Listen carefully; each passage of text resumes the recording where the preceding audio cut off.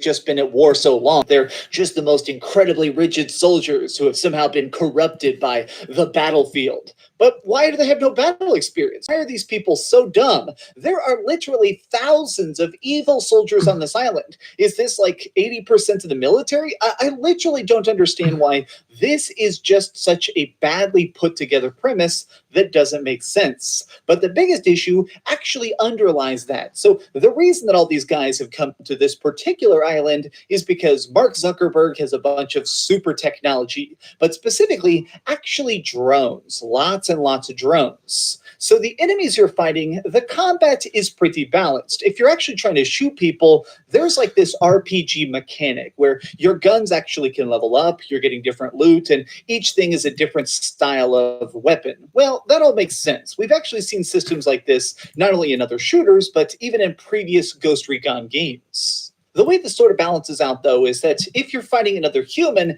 if you shoot them in the head, they die no matter what. Even if somebody is actually level 200 and you're level 43, which is literally the exact case that's happening right here, if I shoot somebody in the head, congratulations, they are dead. No big problem. It makes it where trying to actually sneak into bases initially seems very, very nicely done. But the problem is the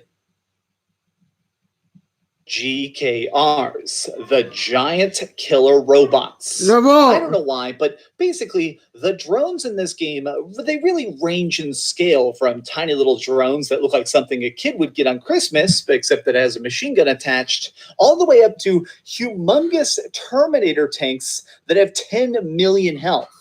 This game that has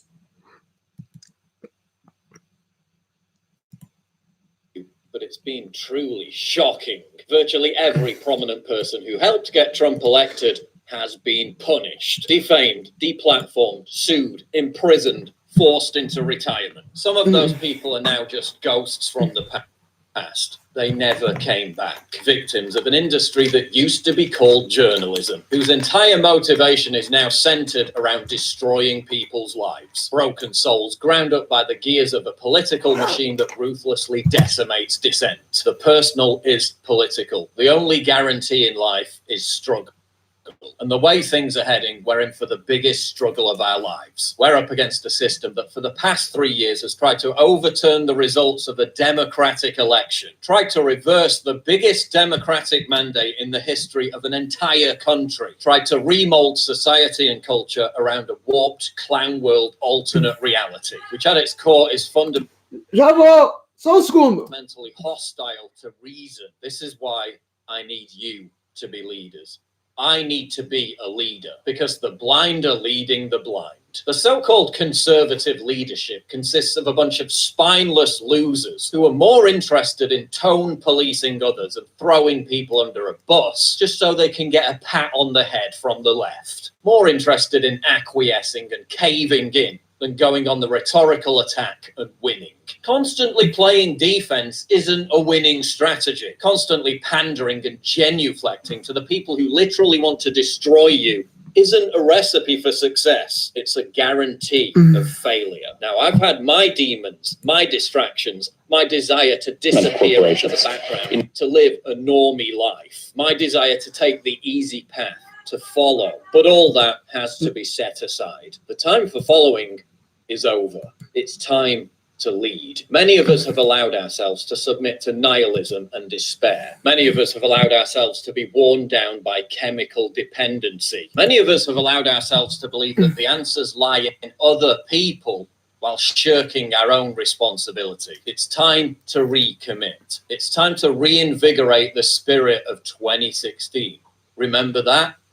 Remember how we turned the world on its head? This is what we're up against. Listen to what this ex-occupant of Soviet Russia said about their society and how it parallels our own. The purpose of official Soviet propaganda, and this of course would hold true for any totalitarian society, was not to persuade or convince, not to inform, but to intimidate, and even more importantly, to humiliate people to silence and meek submissiveness by causing them to realize their utter helplessness against, and thus inevitably their partial complicity in, the constant onslaught of shameless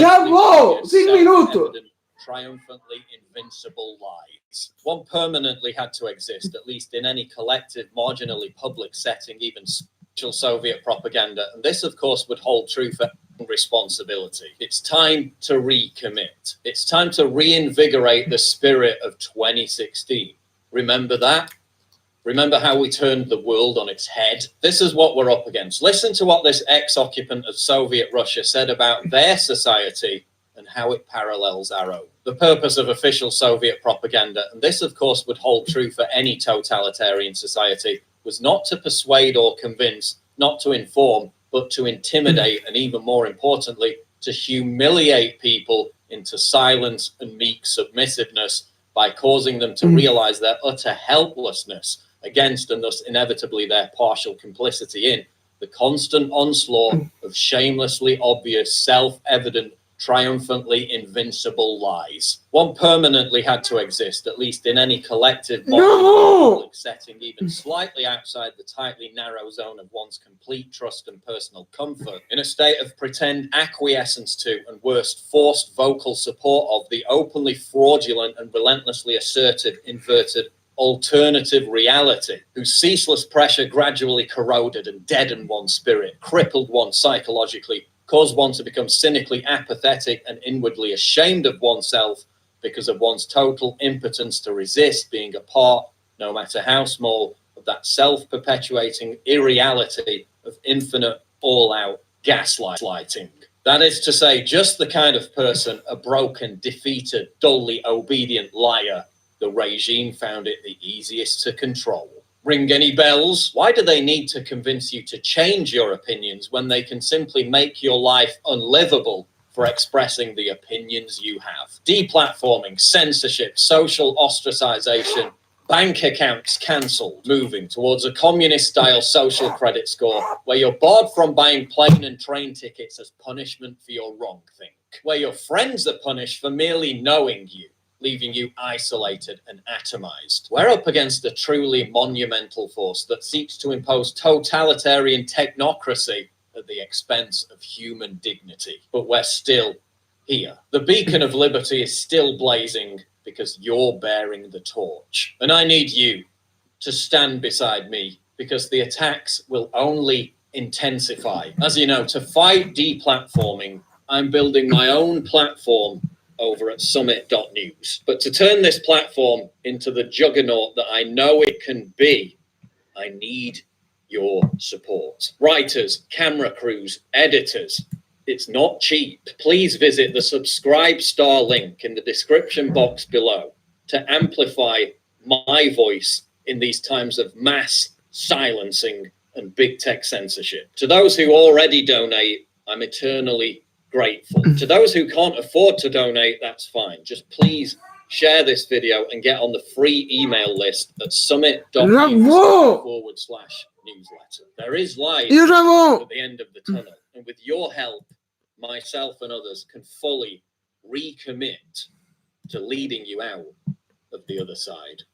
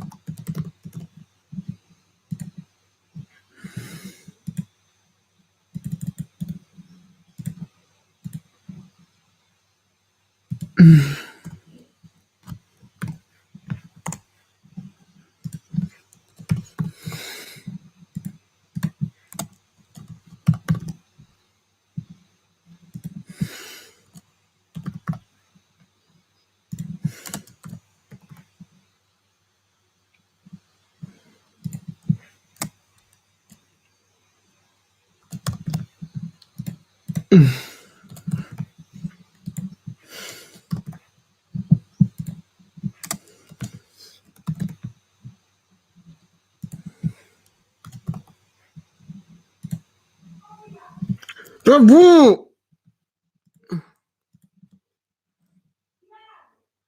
Já estou a ir.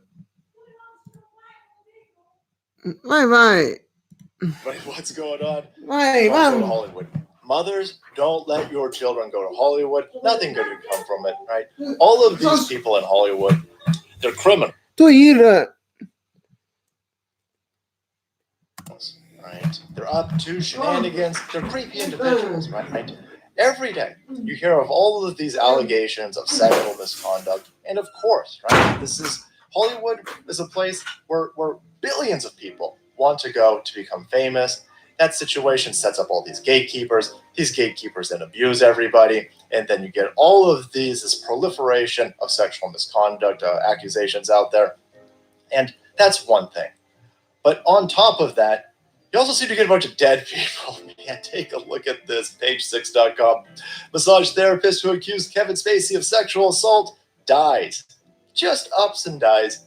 Now, obviously, let's just put this out there real quick so we can get this to the side. This could be a legitimate situation. Nobody knows who this dude is. He could have a crazy lifestyle. He's out there giving weird massages to Kevin Spacey, apparently. All right, this could be a totally legit situation. All right, now that we got that out there, I just also want to point out that there seems to be a lot of dead people, especially around you rich liberal elites, right? You Hollywood elites, you Democrat elites. A lot of dead people recently. You just had the Ed Buck situation where they're pulling dead dudes out of that dude's apartment. You've got Kevin Spacey's accuser here ending up dead. Joe Scarborough's got a dead intern in his office. And then, of course, you got Jeffrey Epstein, right? That dude just ends up dead. A lot of dead people around all of these lefty elites, man. Very interesting. So I'm just putting that out there, too. If you just punch in Kevin Spacey and Bill Clinton, there's a ton of pictures of those two hanging out. So is this a legitimate situation? Did the masseuse just die? Could be. Was the masseuse? Well, let's jump into this article and see what's going down here.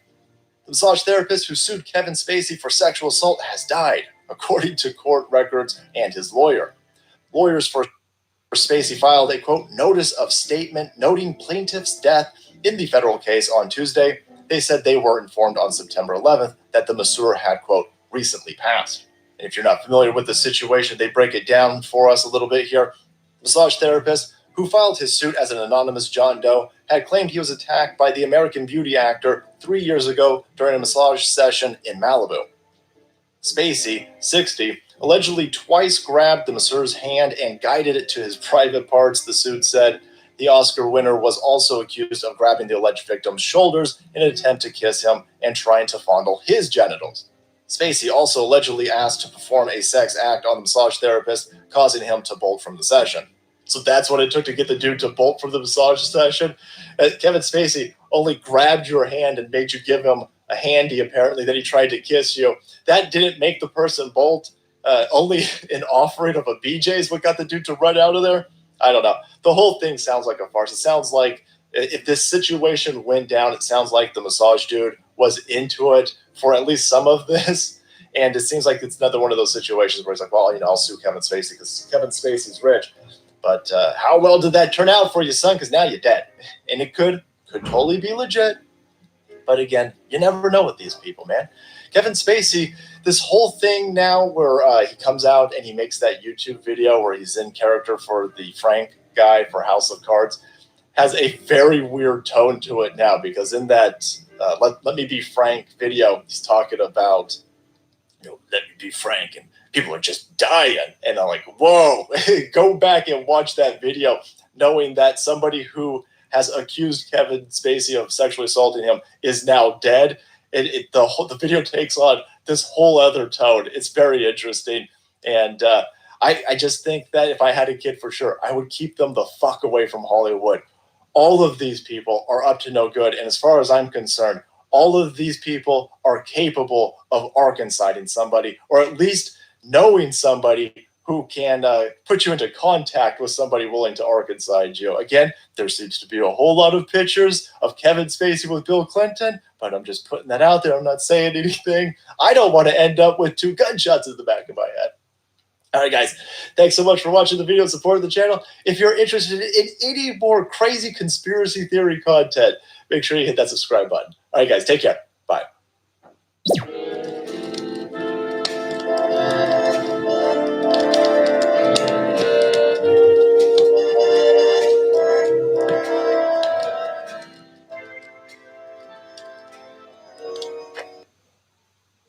Está a circular uma polémica nas redes sociais. É pena que só seja uma polémica de redes sociais e não de comunicação social, porque eu acredito que se fosse outro partido que tivesse feito algo assim do género, isto passaria das redes sociais para a comunicação social.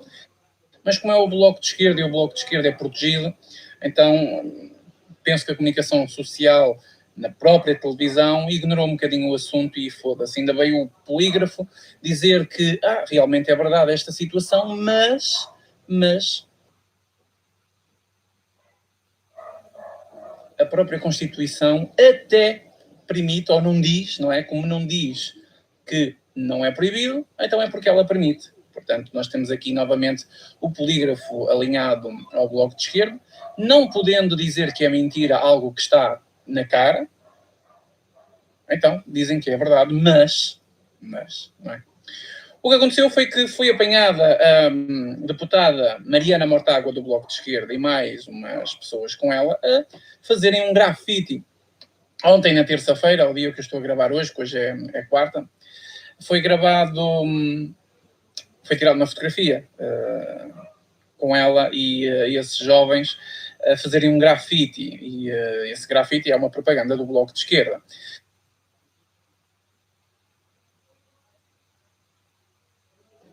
Partilhado pelo Arlindo Oliveira, presidente do próprio técnico, diz o seguinte, a sua publicação: um grafite feito hoje nos muros do Instituto Superior Técnico por autores pouco anónimos, obviamente, Mariana Mortágua e mais umas pessoas com ela.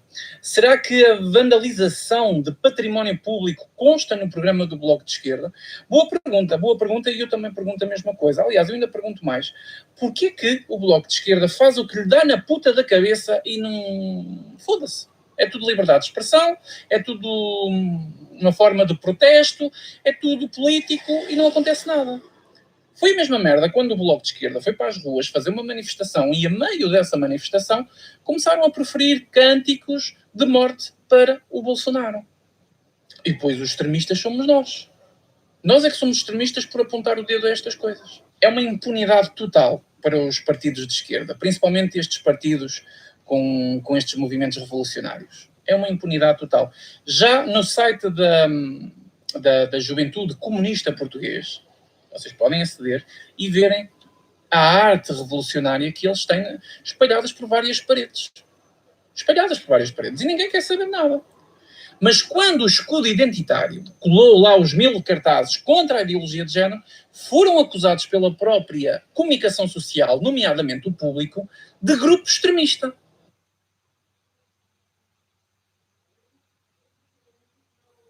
Ou seja, colar cartazes contra a ideologia de género é uma atitude extremista, mas pichar as paredes desta maneira, fazerem grafites, isso já é liberdade de expressão e, para mais, como diz o polígrafo, como a Constituição e os próprios mimimis das campanhas políticas não diz que é proibido, então é porque se pode fazer. É assim que o nosso país está a funcionar, é assim que estas coisas acontecem no nosso dia-a-dia e as pessoas nem dão por ela. E como é algo que não se deve mostrar ao mundo, então a comunicação social televisiva não mostra nada. Ignoramos que isto aconteceu. Se fosse um partido dito de esquerda, entre aspas, por exemplo, um Chega, um PNR ou até um CDS, que fizesse uma porcaria destas e fosse apanhado por uma fotografia, pois acreditem que isto estava na primeira notícia dos telejornais. Acreditem que era a abertura. E os textos dos próprios artigos não seriam nada meigos, como foi o próprio polígrafo a analisar esta situação. O Bloco de Esquerda, desde sempre, pôde fazer o que quis. E cada vez mais. Porque cada vez é mais fácil para estes partidos progressistas agirem na própria sociedade. Porque a própria mentalidade das pessoas está aí por esse caminho. Portanto, se nós vimos manifestações daquilo que nós gostamos, que aquilo que nós defendemos, nós não nos vamos preocupar minimamente.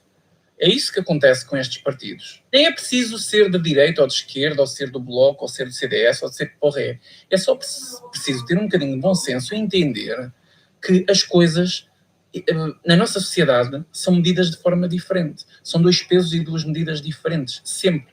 Da esquerda para a direita.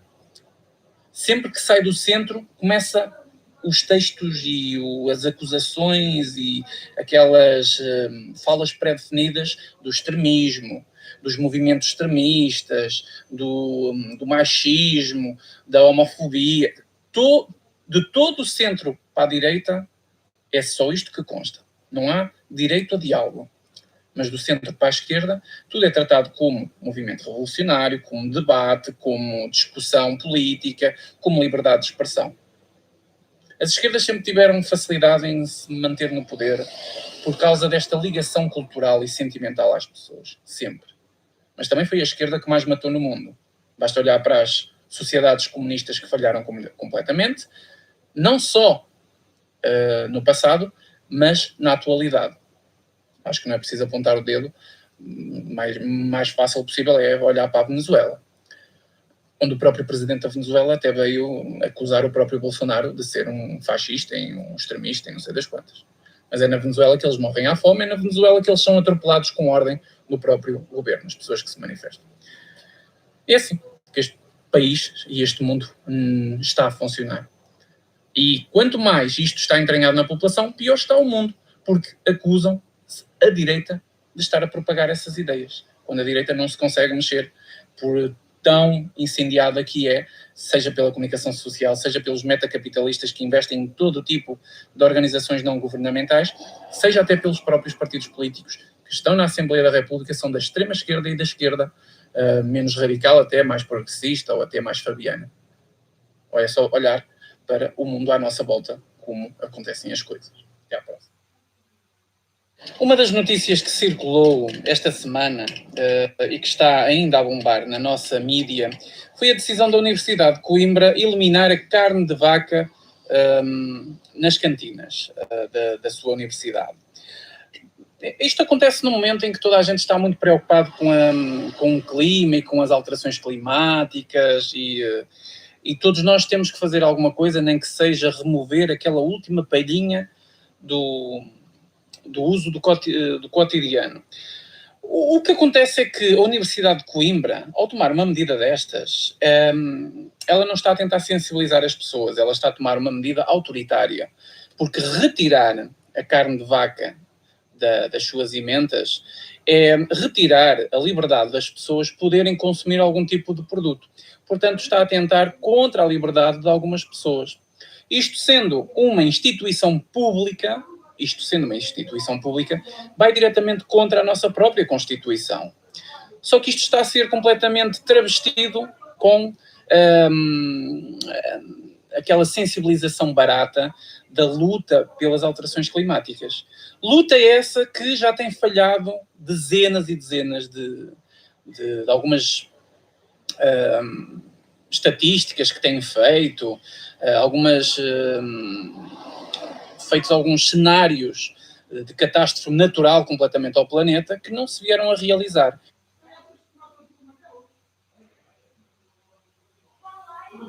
Eu tenho aqui um artigo do Observador, que eu depois vou deixar o link na descrição, que diz assim o seguinte, isto é uma própria citação do próprio reitor, ok? São palavras do próprio reitor, que diz o seguinte: eu creio que o maior impacto é a consciencialização das pessoas para o problema. Nós estamos a começar a viver mesmo dentro de uma ditadura sem perceber que ela acontece. E a começar pela alimentação, a começar simplesmente... Nós chegamos ao ponto da nossa televisão estar proibida de passar anúncios publicitários de chocolate. Pois é. Mas passar anúncios publicitários de medicamentos à base de cannabis, isso já é permitido. Na nossa televisão, aqui em Portugal. Saiu um artigo muito interessante há poucas horas. Eu estou a gravar este vídeo no dia 19, ok? Muito interessante no Público. Claro que o Público dá sempre aquele jeitinho a todas as agendas progressistas. E E saiu um artigo no Público que diz assim o seguinte: estudantes de Coimbra apoiam a decisão de eliminar a carne de vaca nas cantinas. Está aqui, no artigo do Público. Eu depois vou partilhá-lo na descrição. Mas quando nós vamos ler este artigo, nós percebemos que não foram os estudantes, mas sim a Associação Académica de Coimbra. A Associação Académica de Coimbra apoia a iniciativa da Universidade de Coimbra de eliminar a carne de vaca das cantinas universitárias a partir de janeiro de 2020, portanto, janeiro do próximo ano. Disse à agência Lusa o presidente da direção. Eu gostaria de saber em que momento é que a Associação Académica de Coimbra fala pelos alunos todos de Coimbra. Eu gostaria de saber onde é que isso está escrito. De facto, isso não está escrito. E, de facto, isto é mentira. Não são os estudantes que apoiam. Alguns estudantes, inclusive esta associação em compadrio com a direção da universidade, sabe-se lá quais são os interesses por trás disto. Pois é, os interesses são só olhar pelo clima e pelo nosso planeta. São só esses os interesses, não é verdade? Pois claro que sim. Todos nós já andamos na escola e sabemos como é que funciona as associações de estudantes com a direção das escolas e o que existe por trás de todo este sistema. Portanto, é muito normal que venha a Associação Académica de Coimbra dizer que apoia a medida, ok, e que o artigo do Público diga que são os estudantes, quando não são porra nenhuma de estudantes. São realmente uma organização, uma porra qualquer, que representa alguns alunos da associação. Todos nós já tivemos na escola. Todos nós já votamos nas listas para as associações. Todos nós fizemos parte da lista A, B, C e D.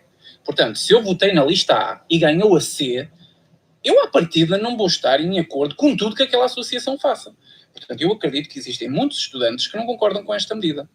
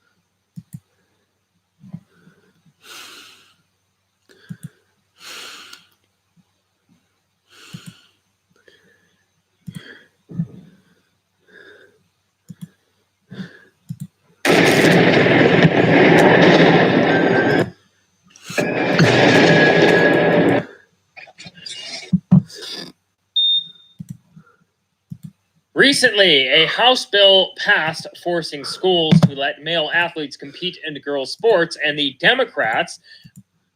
I posted a video of a TED Talk that occurred quite some time.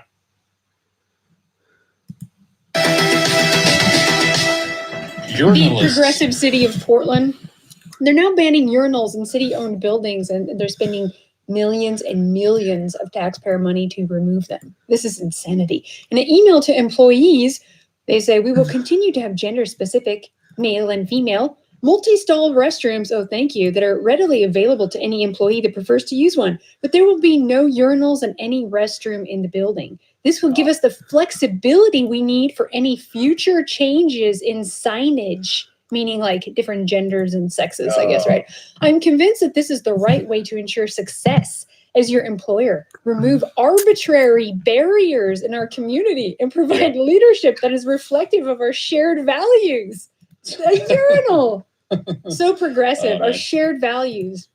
Yeah, they agree that urinals are sexist and white supremacist. That's probably what it's about, right? It's like proving that there's men that have penises that get to stand when they pee. You know, we can't have any. That's all part of the genderless new society, right? Yep. And besides, a lot of guys in Portland are removing their penises these days. A lot of either gelded or penis-less already. When you look at a lot of these guys, the jeans are so tight. Oh, I know. I hate that. Oh, I hate that. The super skinny jeans with like the Adidas or the Converse shoes, the flat. Oh God, I hate this. Like the commie outfit, the comrade outfit. You know. Yeah. The comrade outfit. Yeah. The Hot Topic. You know. Let's play this report here. Was it? Did Because you look at that one? there's some funny stuff in there. people in it. Yeah. Urinals are the things men often use to relieve themselves in the bathroom. Oh, that's a very vital information at the beginning. I do appreciate that. I must say that's some stellar investigative journalism right there, folks. Urinalism, actually. I think for the first time we have a true overlap between urinalism. Journalism. Urinalism. Yeah, that's right. Urinals are the things men often use to relieve themselves in the bathroom. I like to see how serious. Urinals are the things men often use to relieve themselves in the bathroom. In the bathroom. It's brilliant. Fucking amazing. Stellar, man. Urinals are the things men often use to relieve themselves in the bathroom. So what are urinal They come cakes? in lots of sizes and shapes, and you can find one in just about any men's restroom. But not in the Portland building, not when it reopens. The city has redesigned all the bathrooms to be gender neutral, which means urinals are banned even in the men's room. Conservative talk show host Lars Larson first told me about the change. You said you listened to him? Or years ago when I was late teens. My dad was listening to him. So all right. Outraged. I think it's ridiculous. First of all, I know that it already makes a lot of people uncomfortable. All right. Secondly, it's going to take up a lot more space. And third, anyone who's ever been to any public event, have you seen the line at the ladies' room? Do you see any line at the men's room? He's not alone in that. Where's your balls? I think it's kind of ridiculous. Yes. Yeah, in Portland. Employees, they say, we will continue to have gender-specific, male and female, multi-stall. Or there, everyone, Bernie Sanders is done. His candidacy effectively ended as of today. That's what we'll be talking about on today's video. That's right. We're going to look at why the nomination campaign for Bernie Sanders has, for all practical purposes, ended as of today, and why it is that we're looking at an even clearer road to a re-election victory for President Trump in 2020. But first, don't forget that we've extended our special knack and up the price to save up, reporting that Democratic presidential candidate Bernie Sanders of Vermont is canceling all upcoming campaign events until further notice after he was hospitalized for a blocked artery in his heart today. His advisor, Jeff Weaver, said that 2 stents were successfully inserted and that Sanders is feeling much better. He was admitted to Las Vegas hospital complaining of chest pains. But he has officially canceled all events and appearances until further notice. Now, we can just cut to the chase here. Sanders is done. Okay, his campaign is over as of today. Bernie Sanders is 78 years old. His advanced years can easily become an election issue. It already has. It'd be more of an issue if the Democratic frontrunners weren't all so old, but Sanders is particularly old, and this hospitalization is just going to further undermine the notion that he has the physical health or stamina to be president. Obviously, health concerns were one of the major issues that sunk one Hillary Clinton in her campaign in 2016. We all saw the video of her collapsing as she was shoveled into the back of an SUV, or her nonstop coughing fits when she was giving public addresses. So she was a mess. And even before then, it's plagued other unsuccessful candidates like George Bush Sr., right? The Democrats were relentless when he passed out at a Japanese state dinner, when he made an official trip to Japan. There was a video of him sitting there and he threw up all over the table and he passed out. And I remember the Clinton campaign, Bill Clinton in this case, they were all like, look at how embarrassing that is. We need a young and healthy president. And that was for the 92 election when Bush lost. So obviously ill health was and is a damaging political issue for the one unfortunate enough to be experiencing that. So that alone is enough for us to surmise that Sanders' campaign is over. But there's something more going on in here, which is interesting. Sanders hasn't only canceled his public appearances until further notice. It's being widely reported that Sanders is also canceling a planned $1.3 million series of ads that were supposed to run over the course of 2 weeks in Iowa. An ad tracking service called Medium Buying has confirmed that the Sanders campaign has canceled those ads. Now, we don't know why, but we're not just talking the cancellation of public appearances. We're now talking about the cancellation of paid ads. So that sounds like an admission that this campaign is over. We'll have to see, of course, how soon Sanders will announce the suspension of his campaign. It may be another few weeks or months, but regardless, I think we can be fairly certain that the Sanders campaign has ended, at least, not formally, but sort of practically as of today. We'll have to see. But I don't think that there's any question that if you were placing your bets, and all, Bernie is done as of today. Now, if that's the case, then if you think about it, we just lost 2 of the 3 top major Democratic presidential candidates in the course of 1 week. We just lost Bernie, and of course, before him, we lost Biden, right? We did a video just the other day showing how the polls for Biden are absolutely collapsing. Now, these polls are in response to the revelation of Biden's obvious corruption regarding his role in intentionally firing a Ukrainian federal prosecutor who was actively investigating a corrupt gas company that was paying Biden's son hundreds of thousands of dollars. Okay, so even when his son had absolutely no experience in utilities or natural gas or anything like that, it was patently clear that a Ukrainian corporation bought and paid for a sitting vice president by putting his son on their board. When the corrupt practices became an object of scrutiny by a Ukrainian prosecutor, Joe Biden openly admitted not only that he had him fired, but that he had threatened to withhold $1 billion in foreign aid from the Ukraine until that prosecutor was fired. He openly admitted that. We featured the video of him admitting that before an audience at the CFR, the Council for Foreign Relations. Biden, he didn't just admit it, he boasted about it. He must have thought it made him look so powerful and cool. Wow. Talk about irony. And when Biden was confronted on the obvious conflict of interest in all this, you know what he said, right? He He said there was no conflict of interest because I never ever spoke with my son about any of his overseas business dealings. Right? We showed it. We had a video of Biden explicitly denying ever speaking with his son about his overseas business deals. Check out our last video on this. And then after saying that, a photo surfaces of Biden in a golf course posing with three other fellows that he was playing golf with. And he's standing there smiling with his son Hunter, the one who sat on this Ukrainian company's board. And then what do you know? Another fellow's there also sat on the Ukrainian company's board. So not only did Biden obviously discuss his son's overseas business ventures, which he denied he ever did, but we now know that he was having conversations with other fellows serving on that very same board at the very same company that was being investigated for corruption. Yes, that very same company that was paying Biden's son hundreds of thousands of dollars when Biden was vice president. So Biden is gone. His poll numbers are tanking. He's lost his lead in Iowa, New Hampshire, Nevada. The South Carolina polls are currently cratering for him. And as I mentioned in our other video, now even the ultra-liberal Bill Maher is saying that the Ukraine swampiness, those are Maher's words, the Ukraine swampiness should force Biden to drop out of the 2020 race.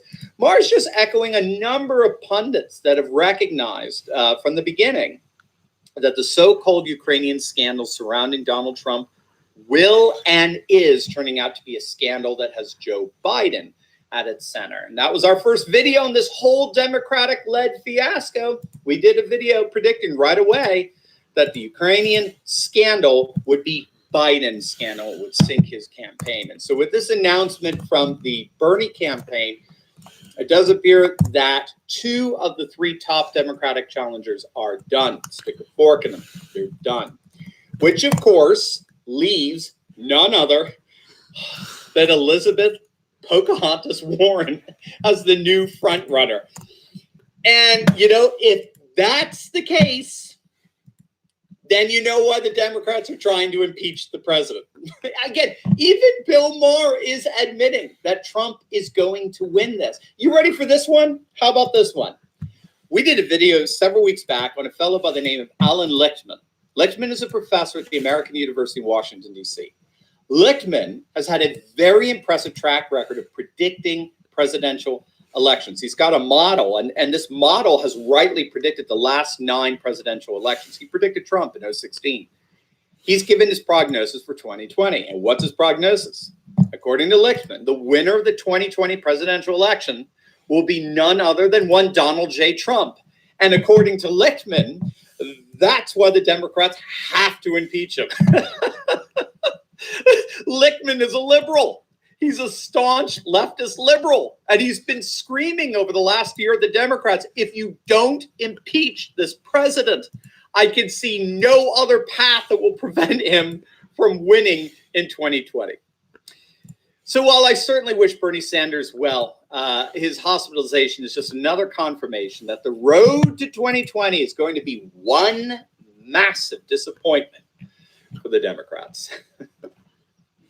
As always, please like, comment, and subscribe. Make sure to click on that link below. Get your own Nationalist Populist book bundle with swag. You only have till Thursday to get over $50 off the retail price.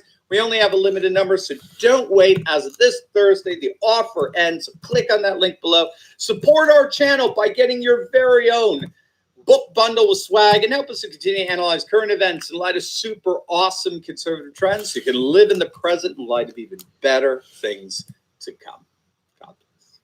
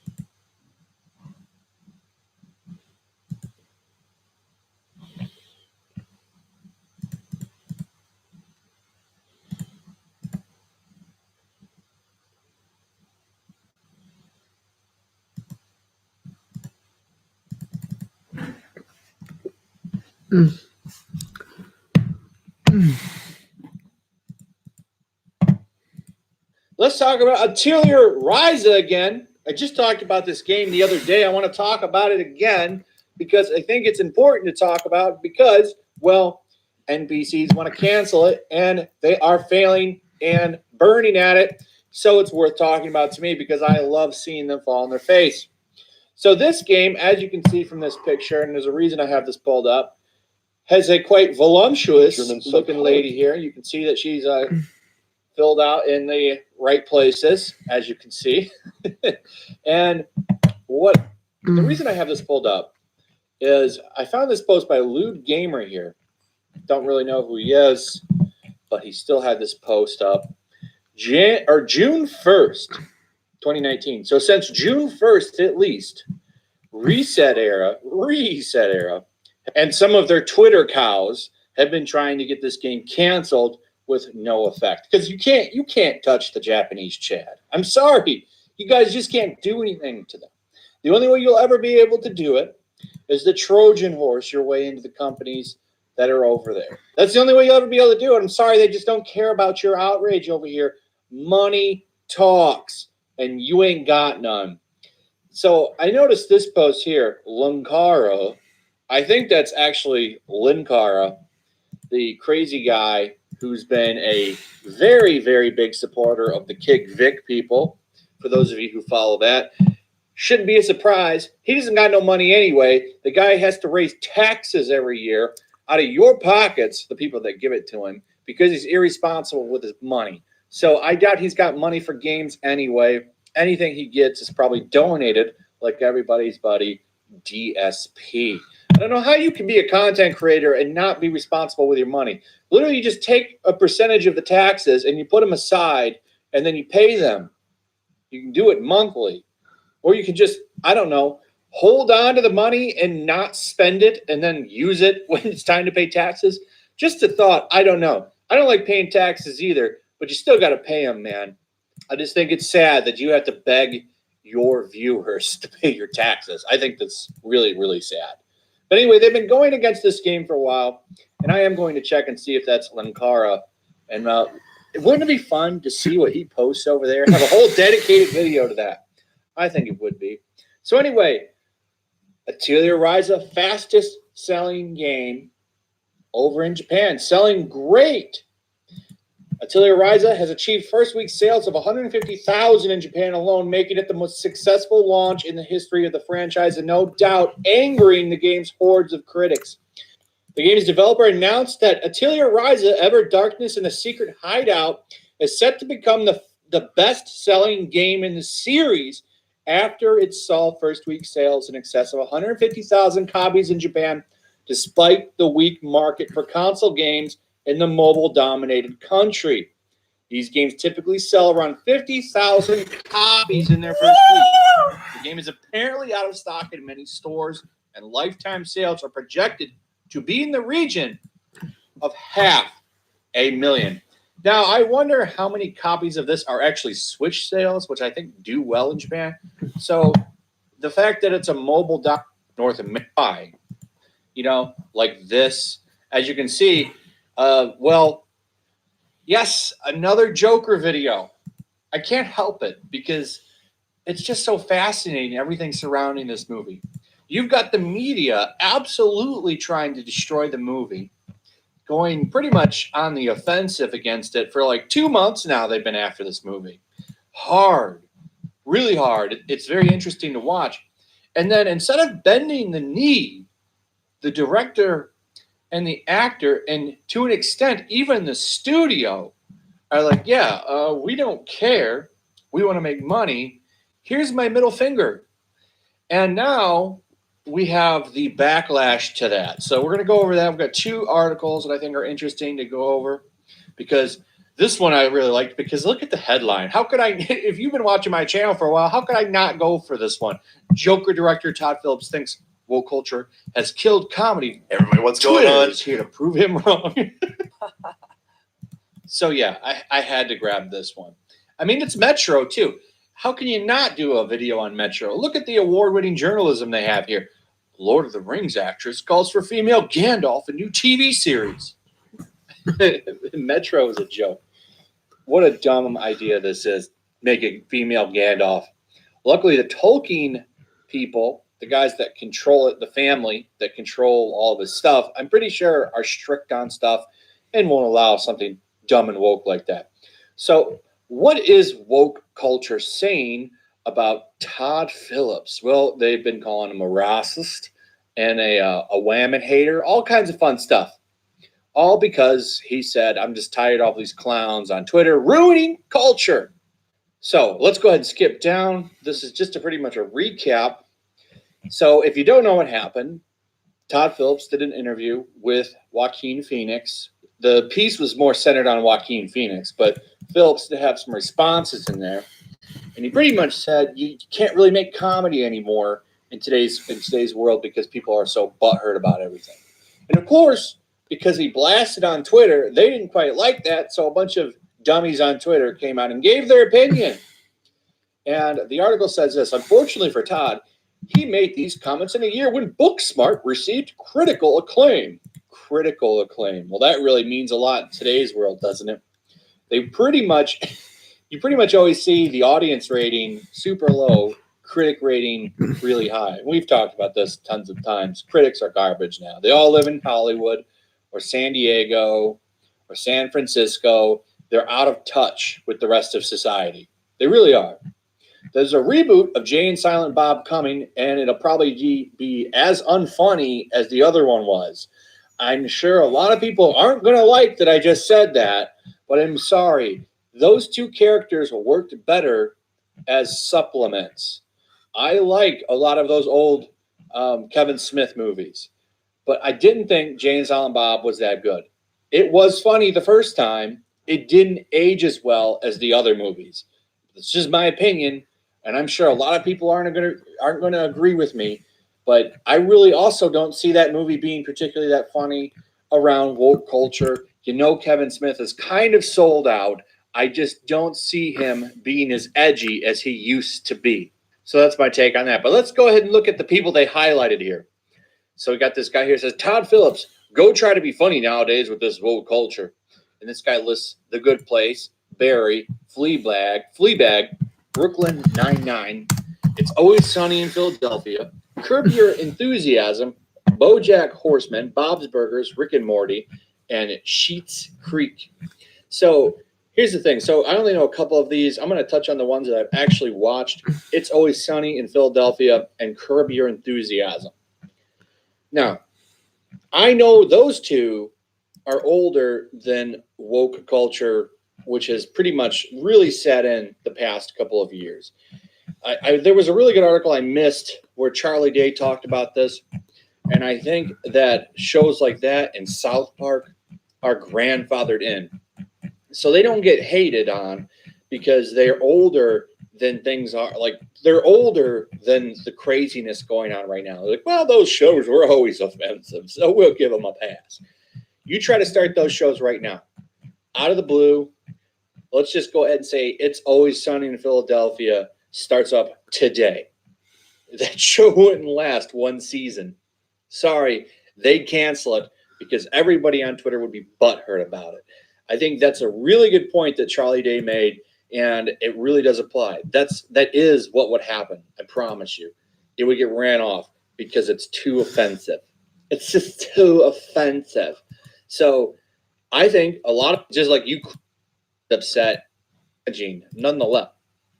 Thanks so much for watching, and thanks so much for subscribing. And we're going to form a committee to review, the bipartisan committee, to review the rules committee, and then we'll refer back to the House oversight about, how do I know? Because for the first time, and it was alluded to Robert Byrd, tenable, once yet, Right about the time I dropped a piano bench on Beto, the sentient soy pod in question parted his peculiar arching upper lip, and in response to a gun-toting soccer mom at one of his town halls, offered the following fucking stupidity. Pope John the 21st, Latin, Ioannis 21, c. 1215 to 20 May 1277, born Peter Giuliani, Latin, Petrus Julianus, Portuguese, Pedro Julio, was Pope from the 8th of September 1276 to his death in 1277. Apart from Damasus I from Roman Lusitania, he has been the only Portuguese pope.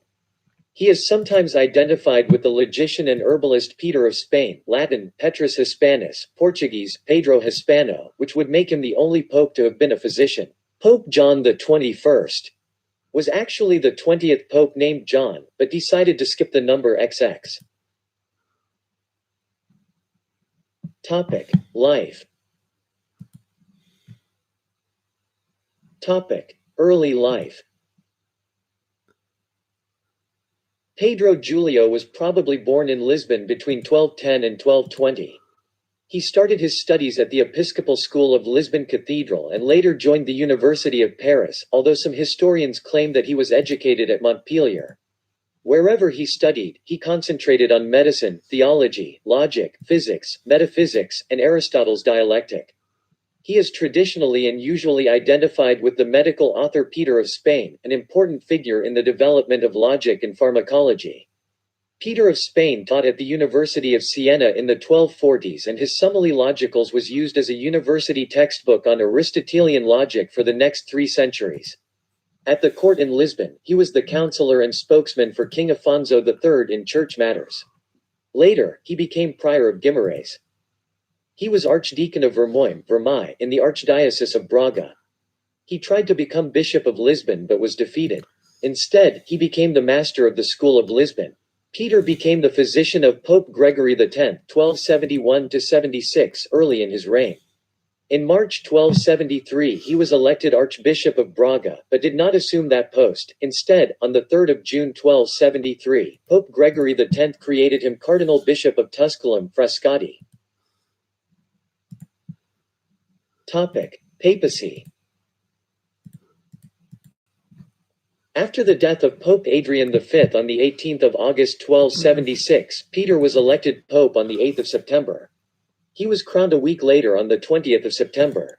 One of John XXI's few acts during his brief reign was the reversal of a decree recently passed at the Second Council of Lyon, 1274. The decree had not only confined cardinals in solitude until they elected a successor pope, but also progressively restricted their supplies of food and wine if their deliberations took too long.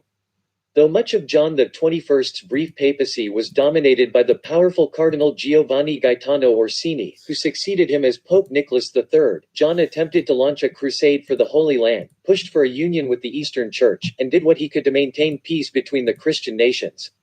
He also launched a mission to convert the Tatars, but he died before it could start. To secure the necessary quiet for his medical studies, he had an apartment added to the papal palace at Viterbo, to which he could retire when he wished to work undisturbed. On the 14th of May 1277, while the Pope was alone in this apartment, it collapsed. John was buried under the ruins and died on the 20th of May in consequence of the serious injuries he had received. He was buried in the Duomo di Viterbo, where his tomb can still be seen. Topic: Legacy. After his death, it was rumored that John XXI had actually been a necromancer, a suspicion frequently directed towards the few scholars among medieval popes, e.g., Sylvester II. It was also said that his death had been an act of God, stopping him from completing a heretical treatise. Since the works of Peter of Spain continued to be studied and appreciated, however, Dante Alighieri placed Pietro Spano in his Paradiso sphere of the sun with the spirits of other great religious scholars. Topic: See also: List of popes. Topic: Notes.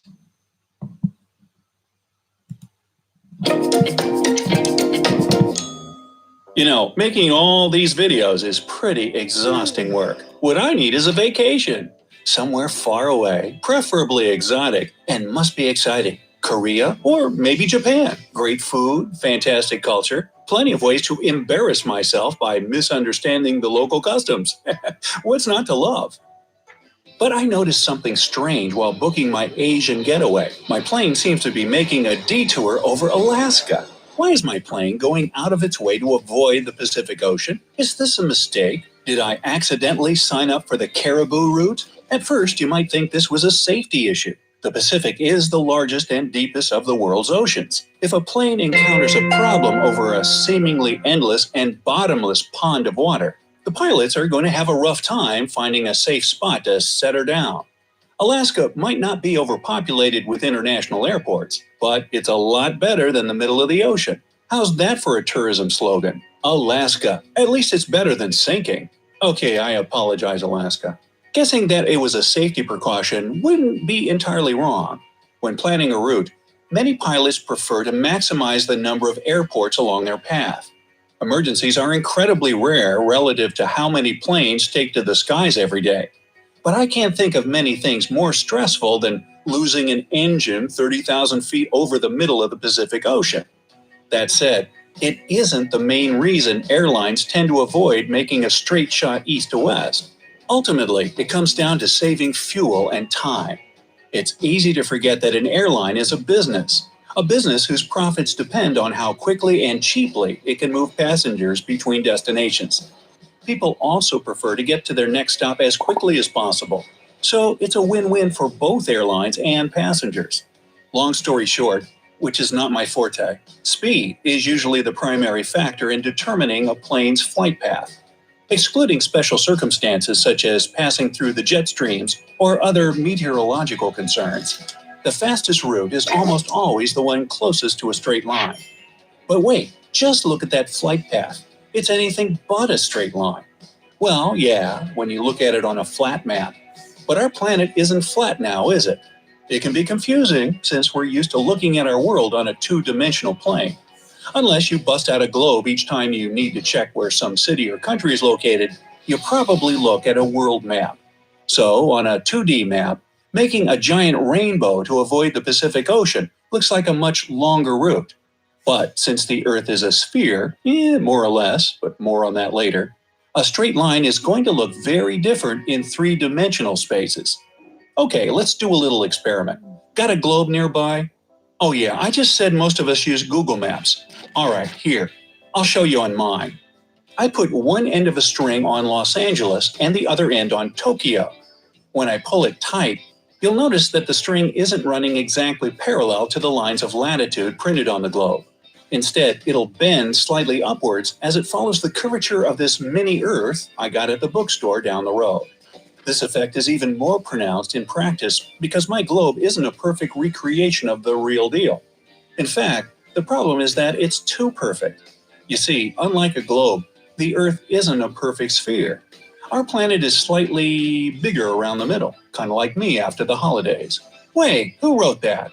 When looking at pictures taken from outer space, the difference isn't enough to notice. The planet is so big that it's easy to lose track of a few hundred miles here and there. But check it out. If you could take a giant string and measure the Earth's circumference through the poles, you'd need 24,860 miles of string. But if you do the same at the equator, it would jump to 24,900 miles. Why is that, you ask? Well, it's because our planet rotates on its axis. Ever spin yourself really fast on the playground merry-go-round when you were a kid? Remember feeling like the thing was going to throw you out to the sides? Actually, I remember I was throwing up a lot. Not a good ride for me. Anyway, something similar happens to the Earth's midsection as it spins. The force causes it to bulge out. Yes, it's spinning fast enough to do that. Anybody tuning in from the equator right now, you're currently moving about 1,000 miles per hour.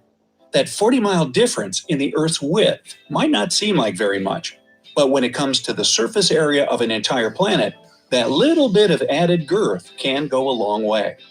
The combination of these two factors, the curvature of the Earth and its extra equatorial width, I like that, mean that curving toward the poles is a shorter distance than flying, what seems like on a map, straight across.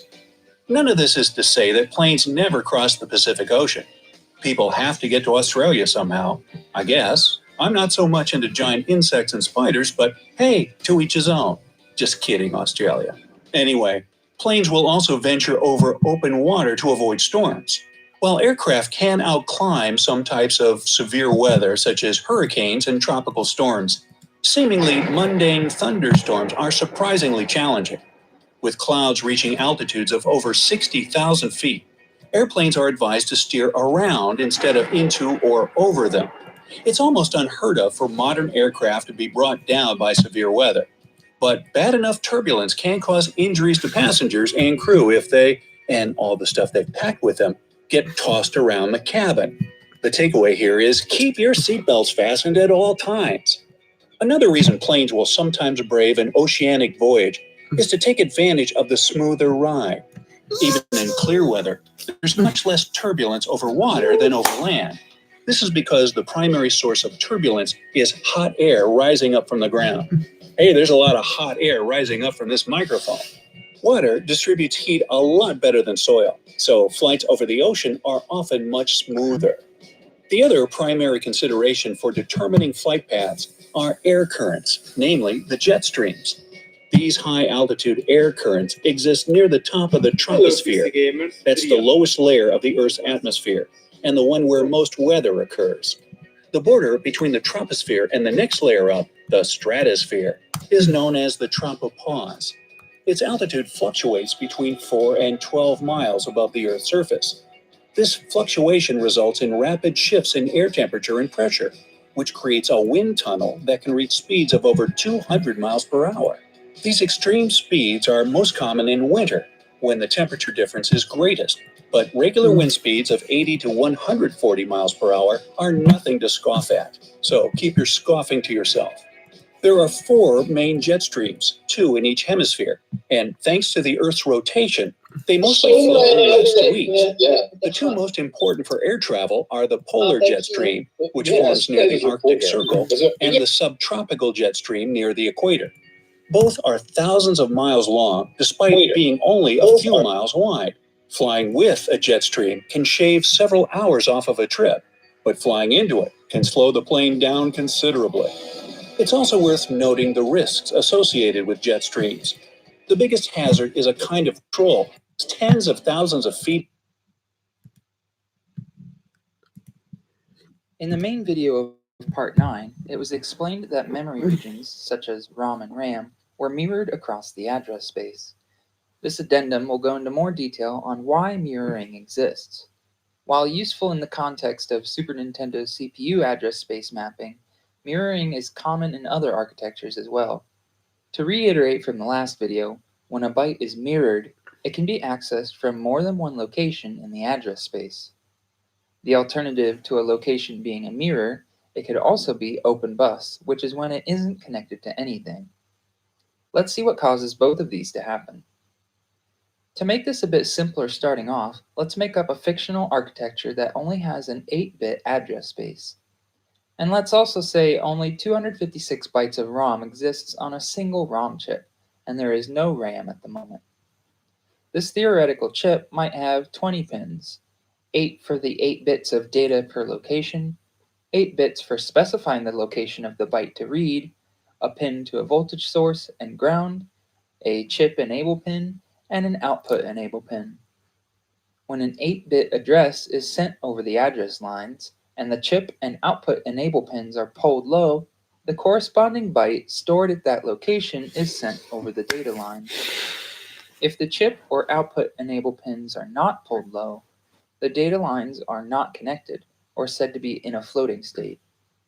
In this case, the size of the ROM fits exactly into the address space, so each byte corresponds to exactly one address. The wiring for this chip would be very simple. The chip enable pin would be permanently grounded so that it is always enabled. Then the read line from the console would connect to the output enable pin so that the chip only drives the data bus when we need to read a byte from the ROM. The data and address lines from the console would connect directly to the data and address lines on the chip.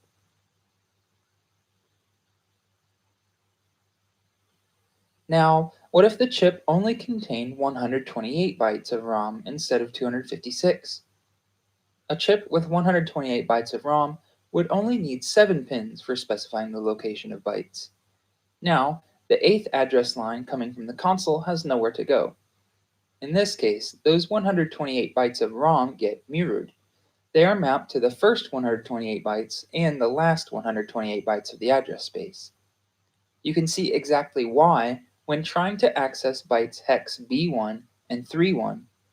When accessing byte hex 31, the 7-bit address sent to the chip is also 31. But since the 8th address line is now disconnected, trying to access address B1 will result in accessing byte 31 from the ROM chip. The 8th bit of the address is stripped away due to the disconnection. The pattern continues if we swap out for a ROM chip with only 64 bytes, needing only 6 address pins. Now, the 64 bytes are mapped to each quarter of the address space, since now the 8th and 7th lines are disconnected. This is what causes mirroring to occur.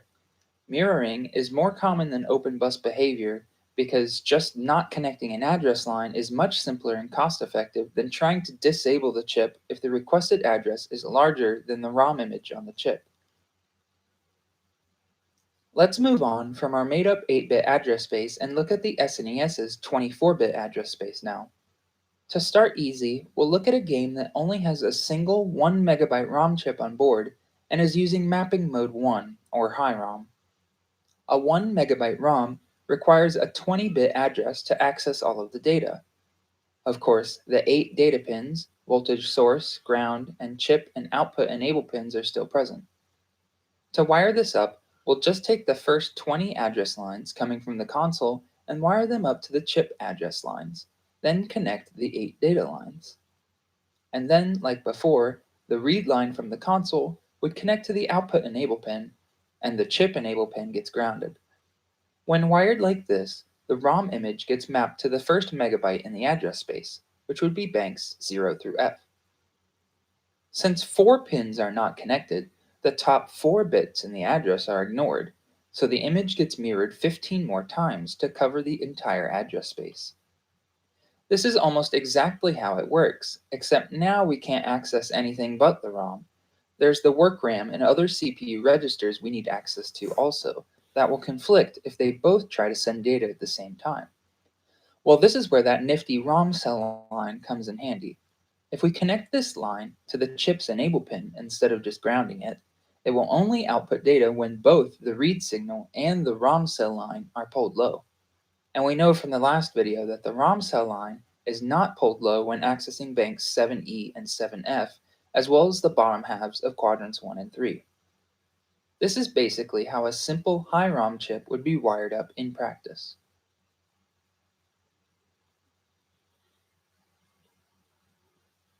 Real quick, let's take a look at an example of mapping mode 0 or low ROM. The only trick used to get the contiguous ROM banks to map only to the top halves of the address space is to disconnect the console's 16th address line and shift all of the others over by 1 bit. Now, instead of the ROM image getting mapped to banks 0 through F, they get mapped to only the bottom halves of banks 0 through 1F. Then, mirroring takes care of allowing access from the top half of the bank, and then the ROM cell line is used to resolve the conflicts like before. Now, the next step is to add in an SRAM chip. Suppose we add in a 2 kilobyte chip that we want to read from and write to. This will take 11 bits and therefore 11 address lines to access all of SRAM. We wire this up not unlike the ROM chip. The bottom 11 bits. What's up? But what does it mean? Is it the future of digital video games? Hot take! Now, all the PlayStation 3 games, they cannot be downloaded. Not any single one of them. They all have to be streamed. And believe me, folks, I wish I could tell you the streaming was good. This is where we started to run into some significant problems. Yeah, so we decided to do some streaming. We streamed both using the PC because the PlayStation Now service does have PC. Break into it. Turn it on without them knowing. So now you're seeing the game run. Now, unfortunately, because it is, from what I can tell, still a PlayStation 4 running the game somewhere, it is still loading the game like you would typically have. So all the loading is there. The problem, though, was the wireless controller has been disconnected. This happened while we were playing. How is this possible? Yeah, we couldn't figure out the solution. Then we think what we had to do to fix it might have been to unplug the controller and plug it back in. Because remember, while we're playing this on PC, we actually get a driver for the PlayStation 4 controller. So you will use a PlayStation 4 controller if you want to play these games. That's how I would recommend it. I think you could use a mouse keyboard, but it gets really messy. This isn't a clean, clear-cut circuit.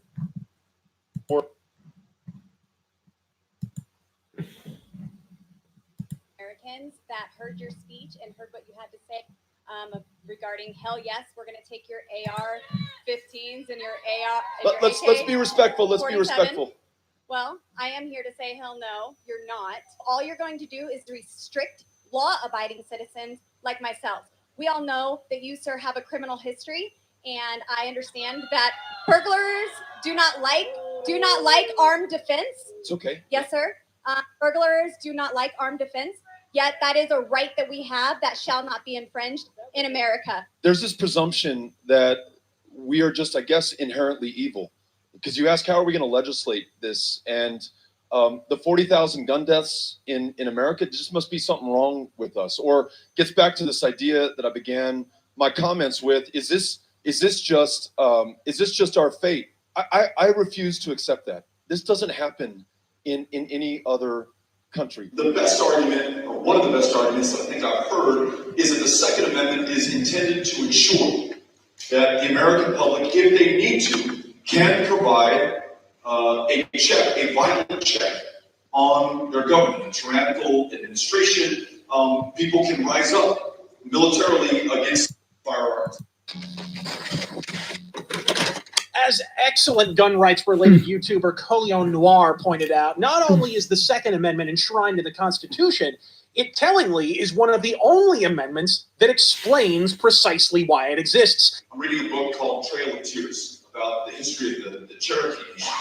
And the book starts out in the late 18th century, and there are these militias that are responding to attacks by Cherokees and Creeks, and there are these militias who themselves are going on the offense and attacking Native American communities.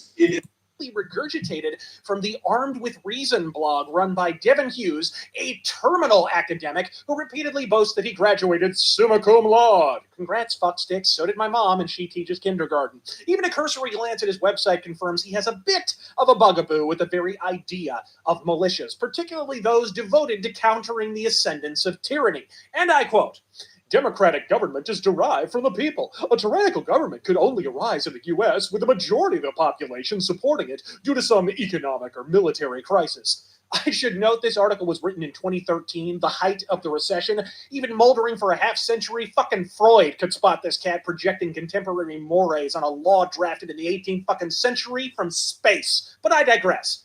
Quote, "In reaction, say, to a heavily armed minority attempting to enforce its will on the rest of the country," unquote. This minority, he argues, is a militia. It gets better when he quotes the Second Amendment, believe it or not. Quote, "A well-regulated militia being necessary to the security of a free state, the right of the people to keep and bear arms shall not be infringed," which he punctuates with the following statement. "The Founding Fathers were wrong." Well, at least for once, a gun control advocate's familiar enough with the concept of a subordinate clause that he isn't contesting the meaning of the amendment itself to mean the militia has sole access to said firearms. Progress in small doses, Padawan. What, pray tell, does he define as a fucking militia? Oh, here's where the Marxist mire gets mighty thick, folks. Al-Qaeda, ISIS, the Ku Klux Klan. I can't even say it without laughing.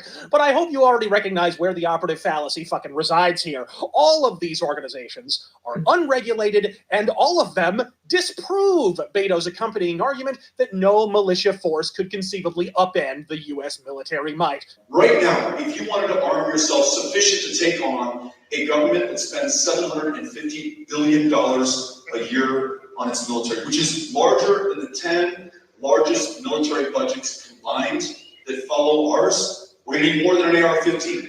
We're going to need some aircraft carriers, some nuclear submarines. News to me, last I heard, a handful of sunburned, bearded fucks with goat shit on their schlongs, a couple RPGs, and an AK apiece were prolonging the Afghanistan conflict quite fucking comfortably, thank you. And this is one of the more informed anti-militia arguments. But as for Beto, motherfucker's making campaign stops in Waco and doesn't understand the necessity of a fucking militia. You want to talk tyranny? You want to know precisely how necessary a militia actually is and how close we've arced toward tyranny in just the last 30 years? Let's bring it closer to my home base, because the most prominent case of a militia coming into conflict with the U.S. government, at least in the modern era, happened right in my backyard, Arizona, 1995, the Viper fucking militia. The government says it was a terrorist attack waiting to happen. Today, federal investigators in Phoenix arrested 12 members of a group that calls itself the Viper Militia. The investigators say the militia had spent the past 2 years planning and preparing to blow up several buildings in the Phoenix area. They were indicted under a specially designed law. It was bloody baby-killing headlines of the mid-'90s, but most of you may never even have heard of it, either because you don't live here or because you've yet to be butt-fucking born. Those of you who have probably know the build-up better than the conclusion, how some hairy-ass motherfuckers in the Arizona desert dared challenge the sovereignty of the federal government and were arrested expediently. What you likely haven't heard is how it all ended, because the media simply stopped covering it, and with good goddamn reason, as you're about to see. Long story short, Waco wasn't the only incursion upon personal liberty imposed by the sensational she-bulk Janet Reno. For 3 years fucking later, a so-called Viper militia was apprehended in the deserts north of Phoenix after Boy Scouts reported they were blowing things up in the Tonto National Forest and even leaving smoldering craters in their wake. Soon an informant came forward who ultimately offered to work with the ATF to infiltrate the militia, covertly recording any and all evidence of terroristic intent. Hundreds of assault rifles on site, the reports crowed. Terrorist actions had been planned, they alleged. The first sign the gambit was a goddamn goat fuck came almost immediately when the militia members were arrested and arraigned, and suddenly no such terrorism charges were actually fucking filed, instead settling for minor firearms offenses. That's right, folks. Months upon months of the media breathlessly reporting plots to explode every local landmark, from the Phoenix Capitol building to the Phoenix Police Department, and not one charge of planning an actual attack accompanied the arrests. Oops! The second sign Reno had horse shit under her fucking fingernails came when the militia members' subsequent bail hearings, which in the case of genuine terrorism normally take half a fucking microsecond, dragged on instead for days. When you dig into the content of the hearings, it's immediately apparent why that is. Jose Wall, the BATF agent who helmed the case, conveniently skipped the proceeding entirely, and in his stead appeared his boss, Stephen Ott, who, when asked by the militia's defense attorneys, quote, "Isn't it a fact that the entire bomb plot wasn't true," unquote, admitted in the affirmative, quote, "Yes, that's correct," unquote. Unsurprisingly, 6 of the defendants were released without bail. Keep in mind, Janet Reno stated publicly the Fed has no choice but to act sooner rather than later to avoid an imminent attack. And here they were, released under their own recognizance, the central fucking charges dropped. Not that it helped them much. The murder mongers in media had by then made him out to be the second coming of Timothy McVeigh or a union of Unabombers. Federal agents raided the homes of militia members and made the arrests. The indictment says they had trained with automatic weapons and engaged in field exercises in which they made and detonated rockets and ammonia nitrate bombs.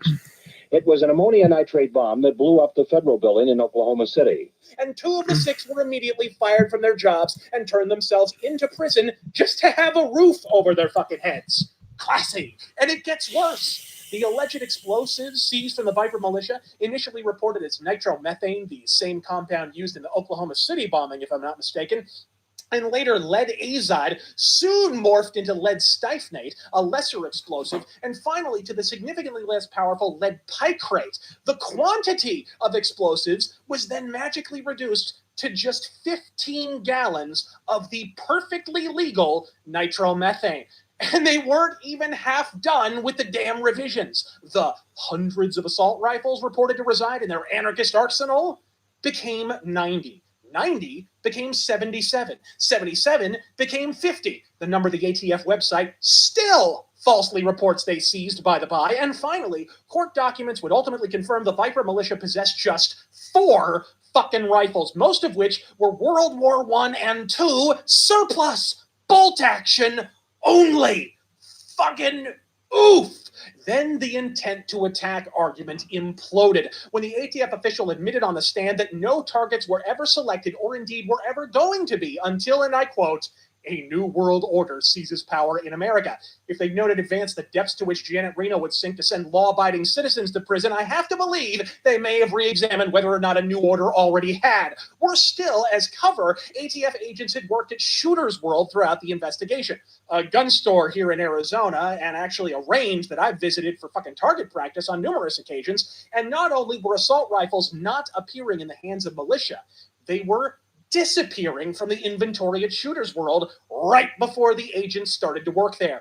369 weapons missing of the recorded 5,000 transactions the employees processed, suggesting the agents being employed at all was in fact quid pro quo to having Shooter's World's firearms license renewed, despite likely selling black market weapons on the side. That's right, folks. Government agents helped gank more rifles than the Viper militia ever owned, by a factor of at least 92. It gets worse still.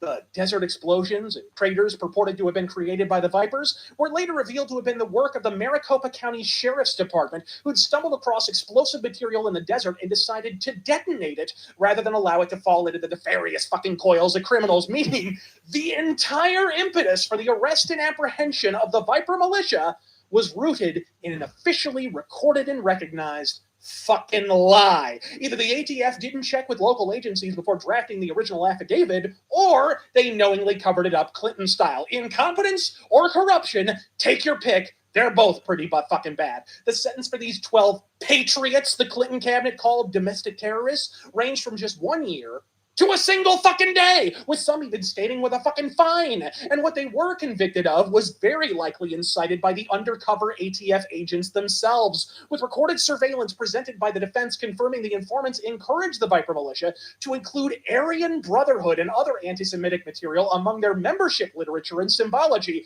and at one point even recommending they knock over a fucking bank, both of which the militia thankfully voted down. By the by, while some of this dog and phony show was initiated to cultivate positive press after Arizona's local attorney general and eventual goddamn governor, the Clinton-appointed Reno lookalike Janet Napolitano, famously refused to convict proven pedophiles in a law enforcement sting, even when they were apprehended with videotapes and photographs of children being savaged by adults after the drafting of over 100 federal warrants because it, quote, unfairly targeted homosexual men, which I suppose would hit hard for Janet Napolitano, given that she is a homosexual man. Objectivity. This case represents, to my knowledge, the first time in Arizona we have indicted an entire militia group under the conspiracy to commit civil disorder statute.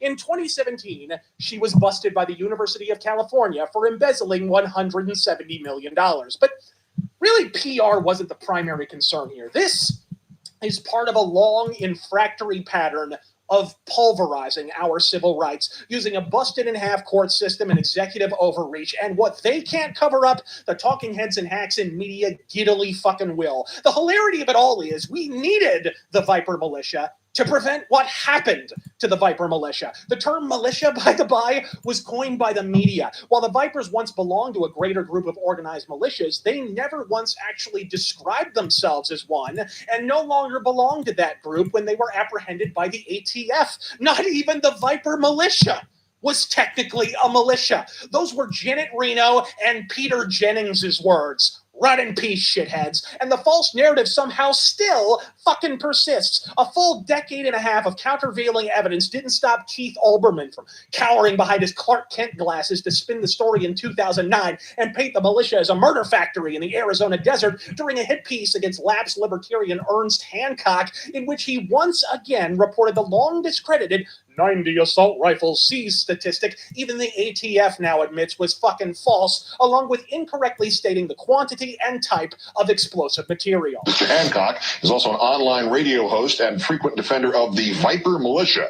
In July 1996, federal agents arrested a dozen of the so-called Vipers, along with the 90 high-powered rifles they had, 500 pounds of the bomb-making compound ammonium nitrate fertilizer, blasting core, blasting caps, gas masks, bulletproof vests, and uniforms with a Viper insignia. Asked about the Vipers, Mr. Hancock said, quote, "This militia scare is what got them. It was all manufactured. The entire case was made up. Just like Waco." Look, whatever you define them as, this is how modernity treats a militia, unregulated or otherwise. Even non-military ad hoc organizations like the Minutemen, unarmed volunteers who did little more than man the Arizona border and report intrusions to authorities, were cast as anti-Mexican bigots at best and ticking terrorism time bombs at worst. They don't want this shit regulated. They don't want an armed populace, a militia, or frankly even a fucking military, provided their rifles aren't perpetually trained at their own constituents. And if we've learned anything in the last 3 years, it's that almost anything the existing political paradigm doesn't want is all but guaranteed to be precisely what we fucking need. And as for Beto, if the polls are any indication, his buybacks may be a bust,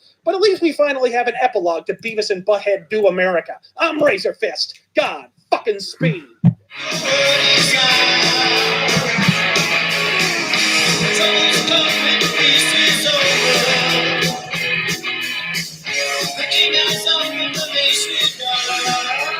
I have 4 children. I'm 5'0", 100 pounds. Cannot really defend myself with a fist. It's okay. Please let's allow her to finish. I don't have my AR-15 today. I have my Glock. Don't worry, sir. I have your back.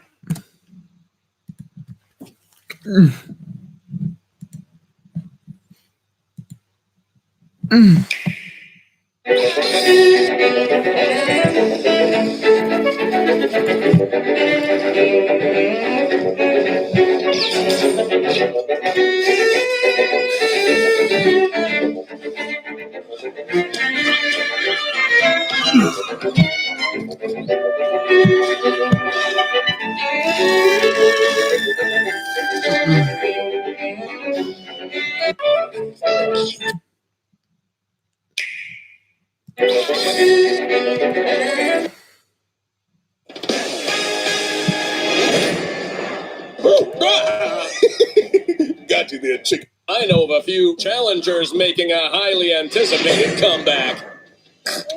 What do you want? Sure, I can make these big. See this piece of machinery? I invented it. That's all for today. Keep your wits about.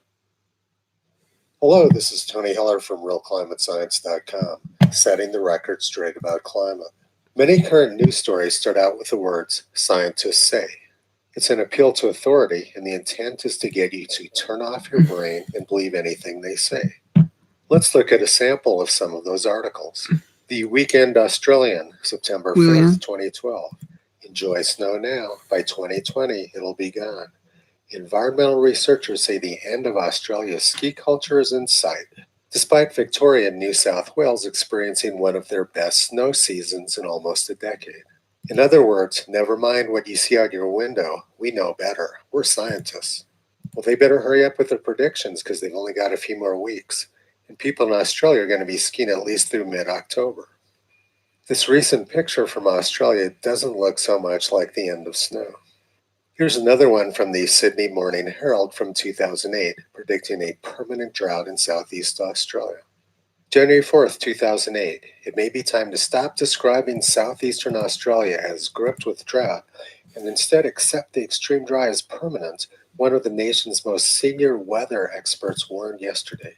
Perhaps we should call it our new climate, said the Bureau of Meteorology's head of climate analysis, David Jones. And then 2 years later, Australia was so wet, it was causing global sea level to drop. So did David Jones at BOM learn anything from this? No, he's doing exactly the same thing with the current drought. Climate alarmists seem to be incapable of learning anything from their mistakes. February 12th, 2012, drought may be the new norm for the UK, says Environment Secretary. The UK was flooded a few weeks later. The Independent, Monday, March 20th, 2000, snowfalls are now just a thing of the past. They quoted David Viner from the Climatic Research Unit as saying, children just aren't going to know what snow is. Well, I got caught in the Robbie Burns night blizzard of 2003 in Cambridge when there were 11,000 cars stuck on the M11 in deep snow. A lot of children were seeing snow that night. It was very cold and was lucky nobody froze to death. Most of these need no explanation, so I'm just going to run through them pretty quick. The Independent, May 2004, why Antarctica will soon be the only place to live. Antarctica is likely to be the world's only habitable continent by the end of the century if global warming remains unchecked. The government's chief scientist, Professor Sir David King, said last week. The Telegraph, October 2008, climate change study predicts refugees fleeing into Antarctica. The Guardian, February 2004, Pentagon tells holidays Bush for climate change will 2019. destroy October us. has Britain will be Siberian by the year 2020. Nuclear conflict, mega droughts, famine, and widespread rioting will erupt across the world, all in the next few weeks. New York Times, February 2014, the end of snow. New York Times, December 2006, endless summer. It goes hand in hand with polar bears dying in the Arctic as the sea ice shrinks. Washington Post, March 2012, could cherry blossoms one day be blooming and almost 30 years later?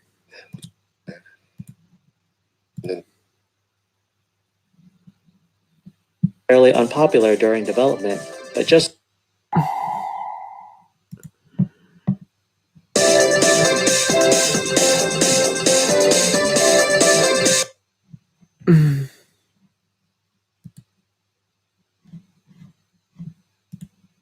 Back to Dead Game News. I actually thought I might be retiring this series after my Games as a Service is Fraud video, because honestly, that's what this was all leading up to.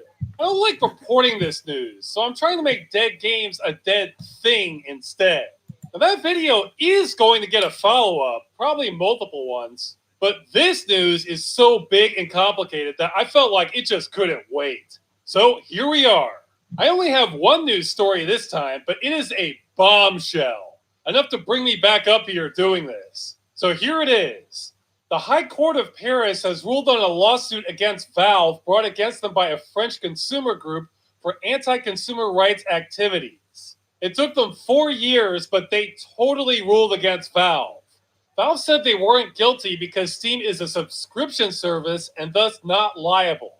The court said no, Steam sells games in perpetuity and not as part of a subscription package. That means they are goods and subject to European Union laws regarding goods, specifically ones regarding resale, which Valve's terms of service does not allow. So long story short, the French court is requiring Valve to enable Steam users to resell their games. In other words, create a digital used games market. Valve disagrees with this decision and is appealing it. Now, there are more details to this case, but those are the parts I'm concerned with, and this whole thing absolutely ties back to dead games. Now, don't worry, most of this video is not going to be about law specifics. It's going to be about what are the real-world consequences of this. We get to predict the future, guys. Okay, there is no way I'm going to be able to talk about this and not leave a lot of people confused, so here's the simple version. This court case is a serious mixed bag. It has the potential to change the games industry forever, and in my opinion, not in a positive way. But there is a major silver lining here that could actually lead to a lot less games being destroyed. Oh, and hey, this won't be the last time you hear me say this, but I'm sorry, I have to point this out. This court ruling totally vindicates what I was saying in the Games as a Service is Fraud video. I put so much time into researching that.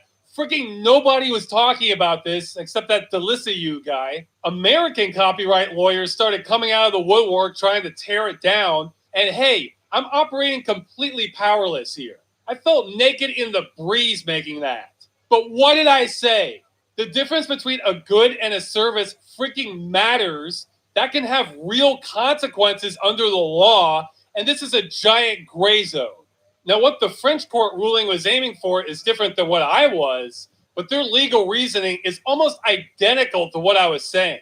In other words, I mostly got that right. If I was wrong about what I said in that video, then this court decision could not exist.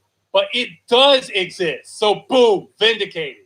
Even if the ruling gets overturned later, It could not have made it this far without having substance. Okay, so back to the actual news. Where to start with this monster?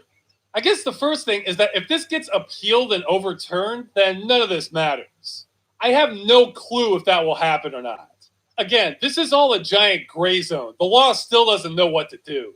In Germany, there was a court case just like this, and they said, no, everything's fine. You don't need to resell your games. So almost identical situations. One court has one outcome. Another court has the exact opposite. Do you own your games or not? I don't know. Let's flip a coin. Welcome to the law. Anyway, if this stands, this could be so enormous. The first thing you should understand is this is not just a French thing. I saw some comments of people saying Valve should just stop selling in France. That'll show them. No. That is not how this works, guys. It is so much bigger than that. This court case could easily lead to global changes. If the decision holds, then other countries in the EU could use this as a precedent. The next thing you know, it's standard EU practice. And once there is a European digital use games market, the industry could try, but it might be difficult to keep a lid on that globally.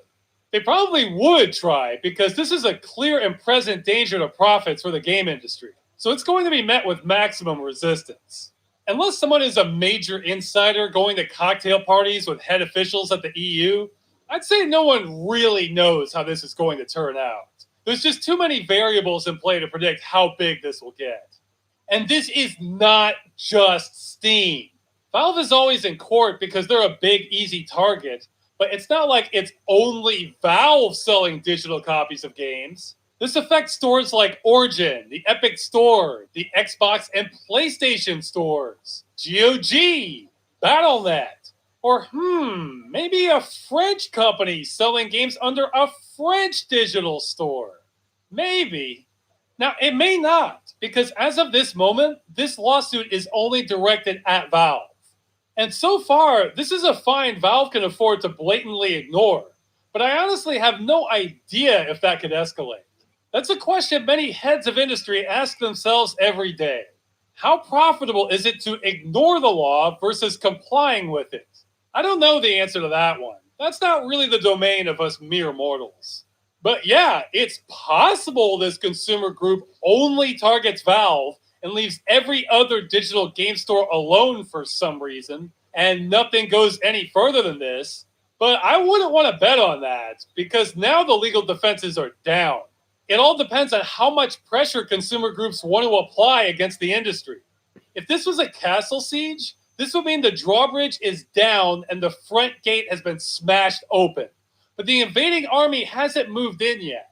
Or rather, they've only attacked some guy named Gabe, and everyone else is just standing there. So if the army decides to go in and invade the rest of the castle, then this changes everything in the games industry.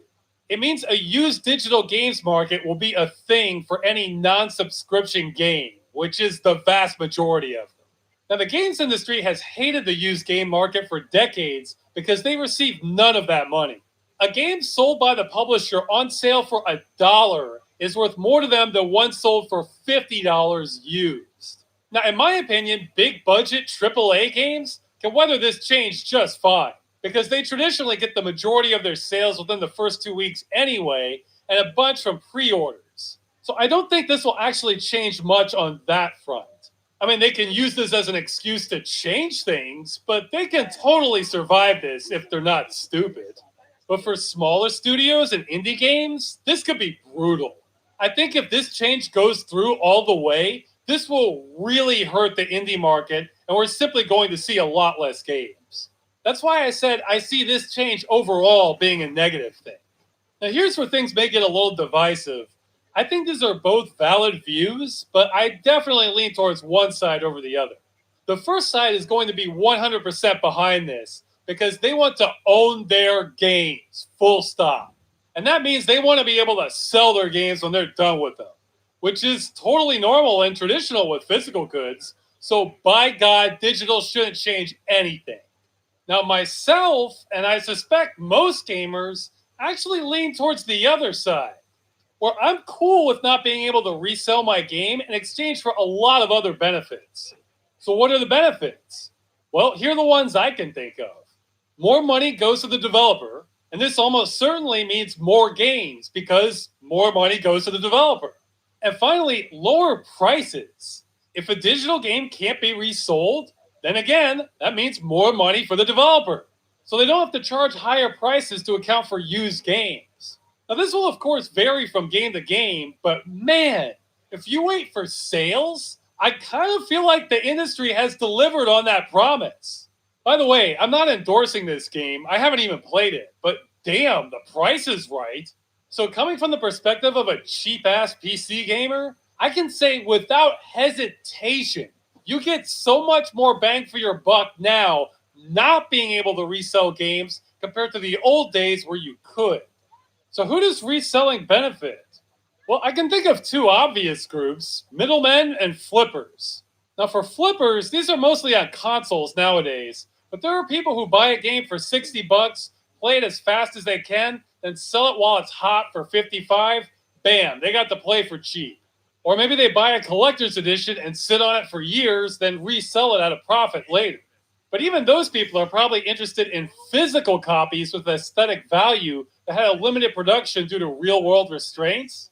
That's not really a thing for digital copies since they can be copied an infinite number of times. And this is really all just an artificially imposed limitation. But it does exist.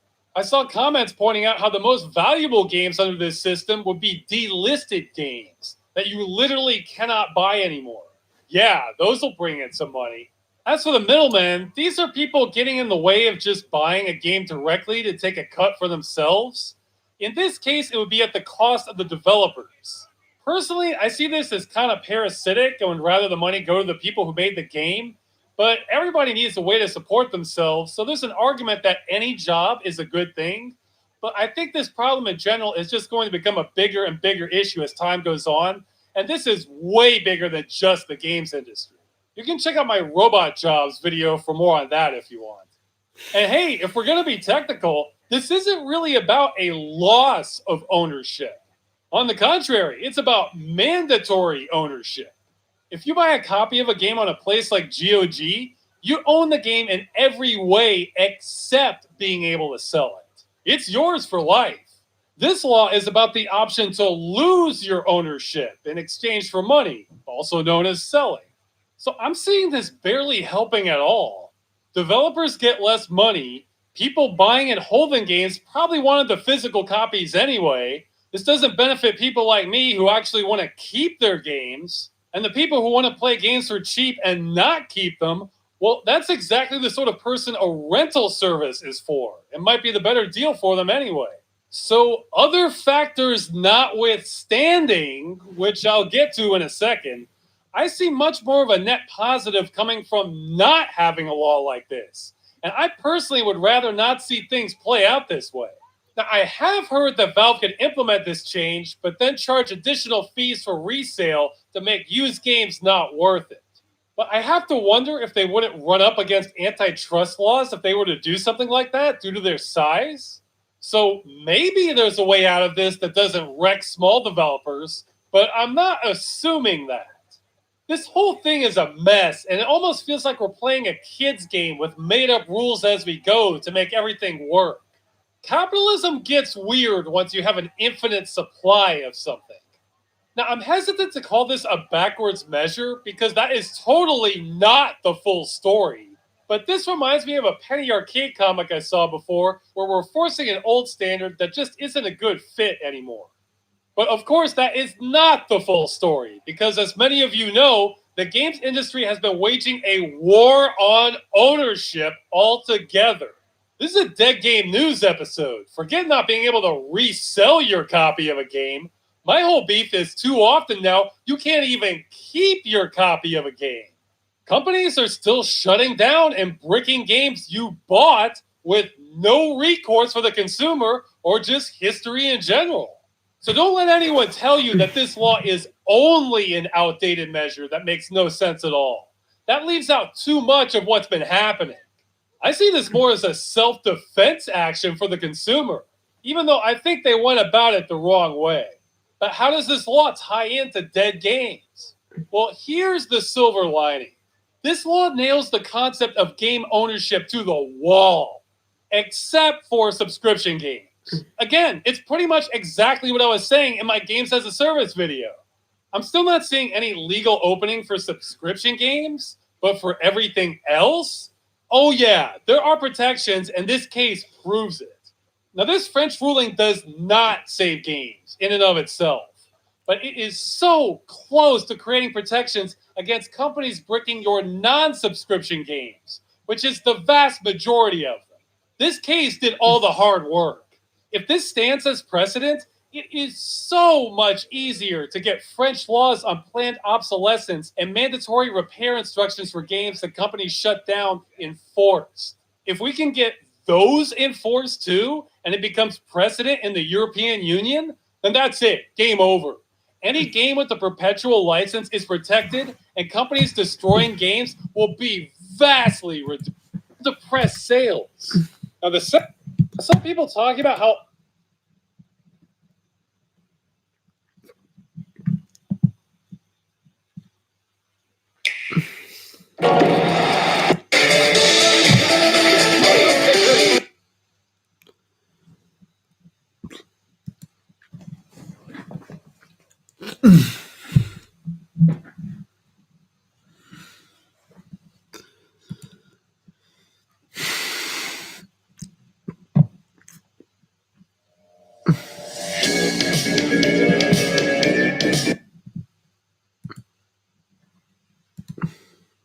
Well, last stream, Big Cosmo, he super chatted us to let us know that there would be money in the PayPal. And thank God Mrs. Salty didn't let us know how much was in that PayPal, because it probably would have broken the stream again. Cosmo, stop it. Stop it, dude. You're way too generous. This video is for you. This channel, again, completely run by the community. Thank you guys so much. And we're going to be doing another stream tonight, 5:30 Pacific time or California time, if you will. But you know who won't be joining us for the stream? Bernie fucking Sanders. That's right. This dude, the media's telling everybody, Bernie Sanders, well, he had a slight cold, and so they took him into the hospitals, and he's just resting up. But he's going to take it a little bit easy, and he's going to cancel all of his upcoming events. Meanwhile, everybody's pointing out, this fucking dude just had a heart attack, right? Heart attack. He went into the hospital for a heart attack. Is the dude going to drop out? He should drop out. Guy's 180 years old, having heart attacks while he's stumping. Not a good sign for you lefties. And again, this leads more credence. We were just talking about this, actually. We're saying something's going to happen to Elizabeth Warren. Something's going to happen to Bernie Sanders. Joe Biden's getting sunk by that Ukraine situation. And then Hillary Clinton's going to coast right in. Hashtag Draft Clinton 2020 is going to be her hashtag. That or side of beef if she has a sense of humor, but she doesn't have a sense of humor. Lizard people don't have senses of humor. And so take a look at this. We're over at ABC News. Bernie Sanders hospitalized for blocked artery. Campaign events canceled. Why are those campaign events canceled? Are you going to fly to Cuba? Are you going to fly to Venezuela? Is he seeking treatment in North Korea? Because obviously there's no way he wants to seek treatment in this garbage country, not with this horrible healthcare system that we have here. There's no way that he would do that. There's no way he would run on a campaign of, we need to burn down this healthcare system because it's so garbage in this country and give everybody free Medicare type insurance or healthcare and then seek treatment here. There's no way he would do that. Oh, wait, he's a lefty and they've got no problem being open fucking hypocrites. Of course he's going to do it here. Best country in the world. Let's get a little bit more information here. Senator Bernie Sanders, 78, was hospitalized Tuesday night in Las Vegas. Quote, during a campaign event yesterday evening, Senator Sanders experienced some chest discomfort. Following medical evaluation and testing, he was found to have a blockage in one artery and 2 stents were successfully inserted, said Sanders' senior advisor Jeff Weaver on Wednesday in a statement. Quote, Senator Sanders is conversing and in good spirits. He will be resting up over the next few days, Weaver said. Quote, we are canceling his events and appearances until further notice, and we will continue to provide appropriate updates. Sanders remains hospitalized, a source told ABC News. Well, hold on a second. He's in a hospital right now? You mean the procedure's already done? He's up in there recuperating? He did painting in South Carolina.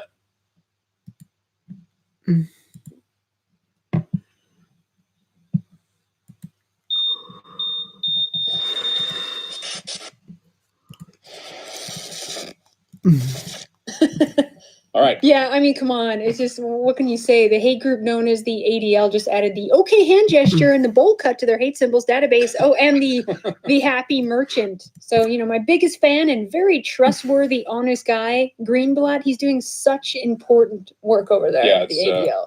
It's the work of the Moshiach. But, he can't stop the fun. He's not going to stop the fun. So bowl cuts, tactical bowl cuts is now outlawed. Surprised they had someone using an Asian kid. So let me just ask no you. one wants bowl cuts anymore. Let me just ask you a question. Is this outlawed? Is that the happy merchant in a different color scheme? I think so. I don't know what it is. It's just a bunch of geometrical shapes. Exactly. I'm just saying. What's that? There's a merchant in there somewhere. At what point do you? It's kind of like a modern art. It's a Rorschach test, I think. Right?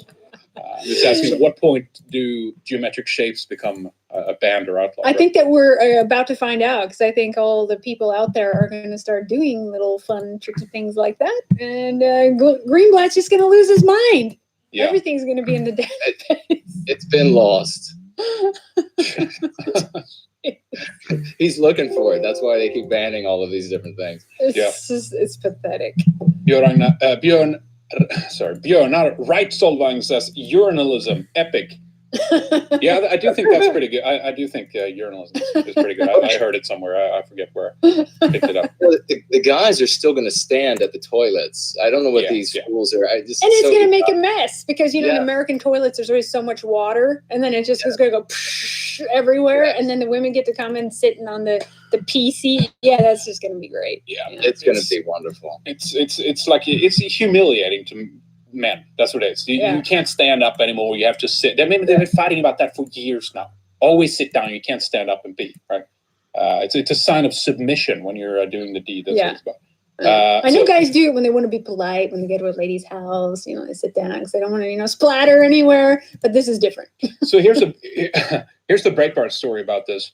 And we also noticed something when we went through this, that recently Breitbart, they did change up their structure. Obviously Bannon, he jumped ship, in 2018 from Breitbart? And this Atlantic piece was talking about Raheem Kassam, who is over the UK, he's pro-Brexit, his UK Independence Party, he's very anti-open borders, mass migration and stuff like that. He jumped ship here. Was it back in May, I think. And I was trying to find some of the right articles, but essentially Breitbart has been reshuffled, and it's basically, not that they always were good. No, but better than this. But definitely better than this. Something has happened. They're like, I was reading through this article. You guys find it and go look. It just reads like any leftist slime outlet now. It's not the old Breitbart at all. No. Like, whoa, what am I reading? This could be CNN now. The vibe, the tone, the writers. White supremacy is evil, blah, blah, blah, blah. They're coming down like Charlottesville, AIM at the end. They're like, this is a hate group. I'm like, what are you? Like the old Breitbart, sure, they were cucked, but they weren't this bad. I mean, this just sounds like any leftist outlet. And Breitbart they're still, despite all their cucking, they're still not going to ascend up in the halls of the elected few that get to be sources on Wikipedia and everything else. They've been abandoned and excluded from all They these, did change since the switch went over, though, of the authoritative news sources. Breitbart is one of the ones on the right now that is like an authoritative news there you source. go. So, all I have to know right there. Yeah. So the thing about the bold cut too is obviously that that started like a joke, right, in the wake of things, and yes, that's kind of what you're not allowed to do, what you're not supposed to do, what's rude, what's edgy. That's what kids love to do, right? I mean, that's just part of teenage rebellion. So that's what they're going to do. But now there's people who are like, they were part of what was the group again called? Wasn't it the Breitbart piece that had that? Do you remember that, Lana? Yeah. The Eddie also added the Dylan Roof bowl cut. An image of the hairstyle worn by the white supremacists. That was all just people joking. Here it is. Roof's bowl-style hair became an avatar for extremists, including a Washington, D.C. man whose relatives contacted the FBI to report concerns about his behavior and far-right extremist rhetoric after last year's Pittsburgh synagogue shooting. Jeffrey Clark's username on the Gab social media platform was DC Bowl Gang. An FBI agent wrote in a court filing, for gun charges against Clark. But that's what I'm saying. It's like, if you're just kind of making fun of everything and an edgy meme and using like tactical bowl cut or bowl gang and something, you could be arrested for these. Yeah, it's crazy. It's just, it's unbelievable. And it's like, where's the recourse for these people? Whether or not they're like, I'm just like, relax, I'm just making light of something. And a lot of times I'm it is making just a kids, joke. like teenagers, people in their early 20s, like, you know, they're acting out, they're rebellious. They do and say wild and dumb things and fun things, and like, come on, grow up. Mm-hmm. Jeez. Oh boy. All right. The youth should go through a whole spectrum of hairstyles associated with the already signified symbols of heresy for the anti-whites, and just have dry hairstyle absolutely put onto the database. Nothing works anymore. Well, check this out here. We're banning this haircut. Yeah. No barber. If any barber cuts this style of hair, Yeah, we'll come arrest you Look immediately. at this. Look at the story here. Macklemore renounces his Hitler Youth haircut forever. He actually apologized. So Gizmodo has released some interesting insider information about the PlayStation 5. Let's get into it. Skip it button, So if you remember a while back, there was a big to-do about whether this was the PS5 dev kit or what the console was actually going to look like. Here's the picture. It kind of, for some reason, reminds me of the Amstrad GX4000. But I had a feeling it was a dev kit, and yes, it is confirmed now that that was a dev kit. I can't picture Sony releasing a console that actually looks like something out of the early 90s. Remember when everything tried to be super futuristic looking in the early 90s, and it just ended up signifying the early 90s? That's what that dev kit looks like, and it looks like that Amstrad console. But it's a dev kit, and the dev kit's official name is Prospero. And Gizmodo was saying they saw images of that dev kit of the PS5, the Prospero dev kit, before it was leaked into the wild. So they knew it was the dev kit, and it's pretty much confirmed now that is the PlayStation 5 dev kit. There's no question at this point. Now, I guess cameras, again, are going to be a thing with the PlayStation 5. This is according to Gizmodo. This is insider information. Nothing's confirmed yet, but the PS5 is using older camera tech than the next gen Xbox is going to use, the Xbox Scarlet.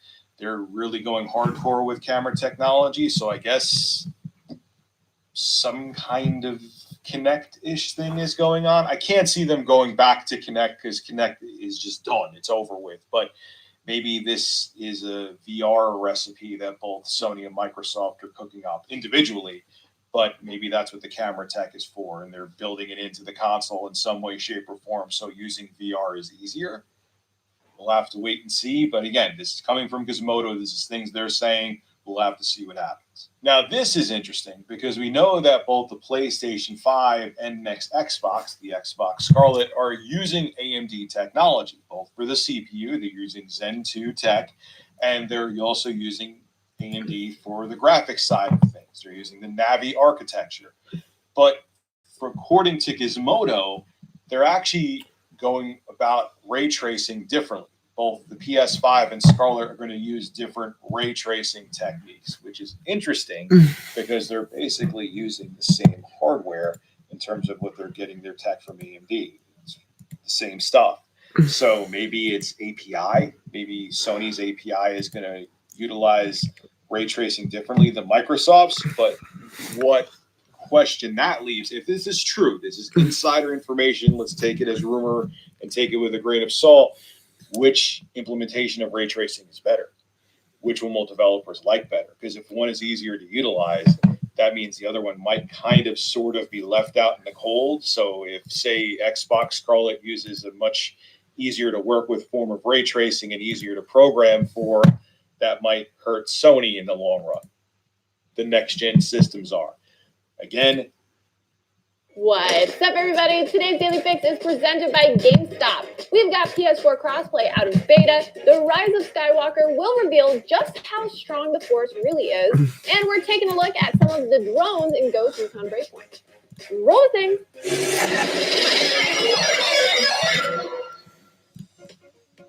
If you're holding out hope for cross-console play, you're lucky because Sony's cross-play sponsorship for PlayStation 4 has beta phase and is a full feature for developers to make use of. Wired reports that crossplay is now available to any developer wishing to make use of it in their game. I personally am so pumped for this news. I've definitely abandoned progress in a game to switch to another platform or bought multiple copies of a game on different platforms just in order to play with friends. I'm such a good friend. Hopefully with this news, enough developers take advantage of it that playing with your friends becomes so much easier. I mostly hope games adopt a similar matchmaking philosophy as Call of Duty and Modern Warfare has, and matchmakes based on input device, unless you opt into a lobby with both controllers and keyboard and mouse. Yay, games for all. But what do you think about this? Are you excited for cross-platform play? Let me hear you in the comments about it. The power to destroy a planet is insignificant next to the power of the Force, or at least that's what Darth Vader said just before he choked out a subordinate in the middle of a staff meeting. You are part of the Rebel Alliance and a traitor. Take it away. Well, Star Wars: The Rise of Skywalker will apparently show viewers a little of what the Dark Lord was talking about. In an interview with Empire, Episode 9's co-writer, Chris Terrio, said his team really got specific about the Force's actual. The film will also do Star Wars: The Rise of Recon Breakpoint, like the and IG-80. What's going on, everyone? Jeremy here from The Quartering. Many graphic designers have reached out about the overlays. Basically, this is the first one, and then the second will be this one. Just wanted to look cool, wanted to brand the channel. It's hard to reply to all of you, so hopefully you'll see this. But a Joker movie. Probably one of the most divisive, faux divisive movies in as many years as I can remember. Maybe The Last Jedi, it's hard to say. This is a different kind of division. In fact, several of my videos on Joker have simply been deemed inappropriate for YouTube for whatever reason. And you know me, I'm the type of guy that uses whatever the words I need to use. It seems that YouTube itself is aware of everything going on around this film. So I'm hoping I can trust you to help share these videos by just leaving a like below, leaving a comment below, and if you have Twitter or Facebook or Minds, just popping it out there. Help spread it, because YouTube seems to have some serious issues with this movie. Deadline Hollywood tweeted out yesterday, Joker has a quiet Los Angeles premiere amidst possible threats. Really? Really? That's what you want your headline to be. Here's how it reads to us lay people, lay humans. Dang it, I really wanted something horrible to happen at the premiere so I could write my title of the article saying I was right and white men are evil. Something like that. And of course, the author of this is hilarious. And before we get into the article, I want to share the author's perspective because people's bias is so obvious in these articles. By the way, I'm going opening night. I'm not afraid. You shouldn't be afraid either. Look, if something that's less likely than getting struck by lightning 3 times in a year happens, what are you going to do? What are you going to do? You got to live your life. I mean, forget these fear mongers. You can hear all the journalists going, oh, of disappointment with how it's gasp a movie premiere. It's going to be like all that publicity, like actively hoping and borderline wishing bad things happen. There's literally nothing credible. The whole annoying noise is being made up by you people. 453 likes to 325. We all know how badly film journalists and the far left want to say it. Oops. Why do y'all sound disappointed? Then we look at the author. Dino Ray Ramos. Dino Ray. He is a Deadline editor of representation, inclusion, and diversity. However, it was a movie that loves it, except for No.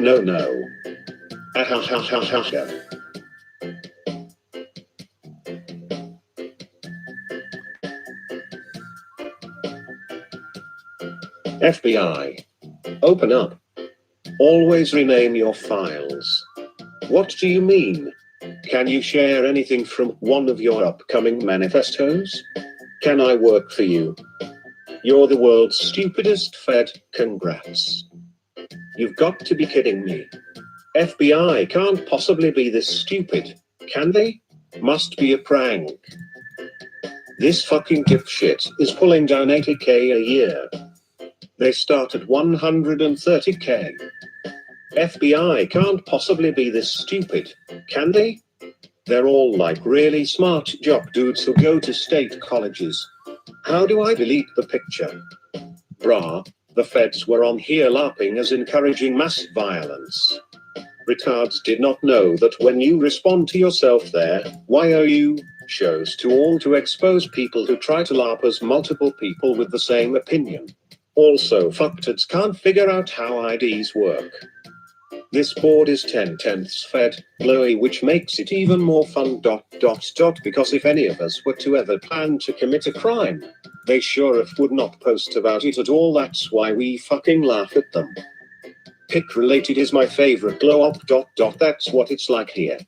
We fucking shit post. But they don't post the shit they need to demonize us, so they post it themselves and screenshot it. Heck, they're fucking retards. They glow in the fucking dark and they don't even realize it. Why would any autist genius that knows this place is Fed-related would post any crime plans on here? LOL, they're fucking stupid. Yeah, Dornologchovy.in ain't an actual site. Good troll though, pop.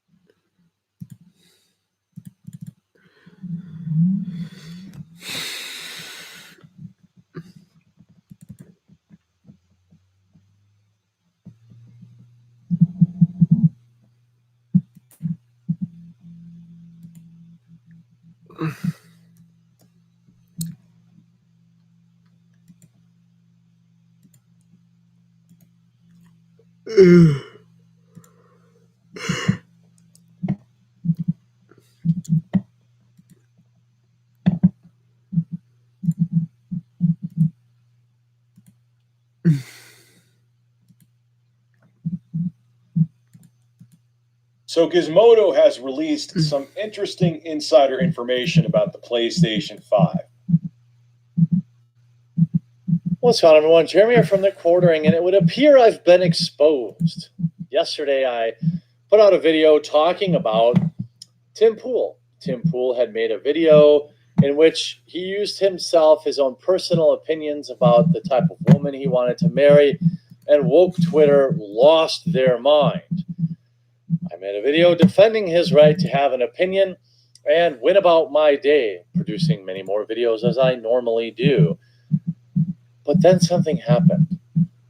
My Twitter mentions were full of some of the most garbage humans I've ever interacted with before in my life, including internet bully Jared Holt, a man who spends all day searching for content to be offended by and lying about that particular creator. I thought to myself, where are all these people coming from? I still don't know. Some super woke lefty must have tweeted about me, and then there seemed to be this like coordinated kind of coming together of people to scream into the void at me. Apparently these people, well, apparently they think I believe their opinion is important. It isn't. I use their opinion to farm money. And that's exactly what I'm going to try to do here in this video, because one of the most hilarious theories to come out of this is, yes, I have a sock account that says all sorts of horrible things, allegedly. Now, there's absolutely no evidence to support this, but that doesn't stop the people who want to dislike you from believing bad things about you. It's just the way it works. I understand that the masses are dumb and they're going to believe something somebody says. In general, if it's a lady, So let me prepare for this video here real quick. I'm going to get ready. Okay, so let's see here. I got to angle it right. Okay. The Quartering has a sock account, one that talks about all sorts of Jew-related things. I don't know. But let's take a look at this because it's an important theory that is totally true and being spread about by people on Twitter who have absolutely zero interest in what is correct or being honest. Now, I told this person who's spreading this exactly what I was going to do with them. What do I always say? You hook up crazy SJWs and you farm money with them. And I realize it's been a few months since I reminded people that the Quartering has a very important support feature now on YouTube where you can click the join button. There are several different tiers for you to join and all sorts of cool emotes and things that you can do to support the channel. The vast majority of this funds goes directly to the channel. There's a join button on the main page and a join button on any one of my videos. If you like my content and you want to support me, this is an excellent way to do it, and you can get some cool stuff along with it. And please do so today so I can send a screenshot to this person about all the new people that have decided to join a membership to support my channel, people that support the truth. Now, wait, I got to save this. My wife will kill me if I waste foil. I'll use this later to cook my tots. So, this is Gravelord Neato. I don't know. I didn't know what a NEAT was. Apparently, it's an acronym that stands for not in education, employment, or training. So essentially somebody that's doing nothing with their life. Now, there are people that are in this position unwillingly, but I doubt that they would refer to themselves as a NEAT. Let's see what Gravelord Neato has to say. Now, by the way, this person has 20,000 followers, claims they are a PhD student, and allegedly makes some sort of handmade jewelry, followed by Shoe on Head and Sophia Narwitz and some other people that I follow. Interesting. Sir, can you please tell me why, if you're not upset, why you're looking through all my interactions with Gamer Jesus over here and thinking they're about you? So here's where the whole conspiracy started. This person was taking some personal shots at me. We'll take a look at in a minute. Somebody I've never interacted with before. This is the mark of a high IQ individual as usual. And I quote tweeted something that I thought she was referring to me. Allegedly, that wasn't the case, so I deleted the tweet. That's it. Somehow, that spawned into Jeremy uses a sock account that says all sorts of horrible things. That's their evidence. Because I thought she was talking about me, I quote tweeted it. When I realized it wasn't about me, I did the normal thing and deleted it. This is not a drill. I repeat, not a drill. The Quartering is using a sock account. This is what apparently, this is who they think I am, this Gamer Jesus. Welcome to YouTube, where you can do bad things to cats and do all sorts of stuff like that. I think it goes without saying that whoever is uploading these videos needs to be thrown. Yeah, she's talking about the cat person, okay? I still can't get over that the Quartering has a sock to argue with critics and rant about YouTube. I don't. That's the thing. Yet your 20,000 followers just believe you with no evidence whatsoever. You just say I have it, yet you prove nothing. I don't understand how somebody, goes around and just feels okay lying about people. It's must be a truly sad existence. And it's the only thing I can really think about it. You know, he's encouraging myself. He's trying to cultivate openly. I mean, all these people believe her. How stupid do you have to be to believe somebody to post something with absolutely no evidence whatsoever? Take the L, dude. You're what we call undateable, not undatable.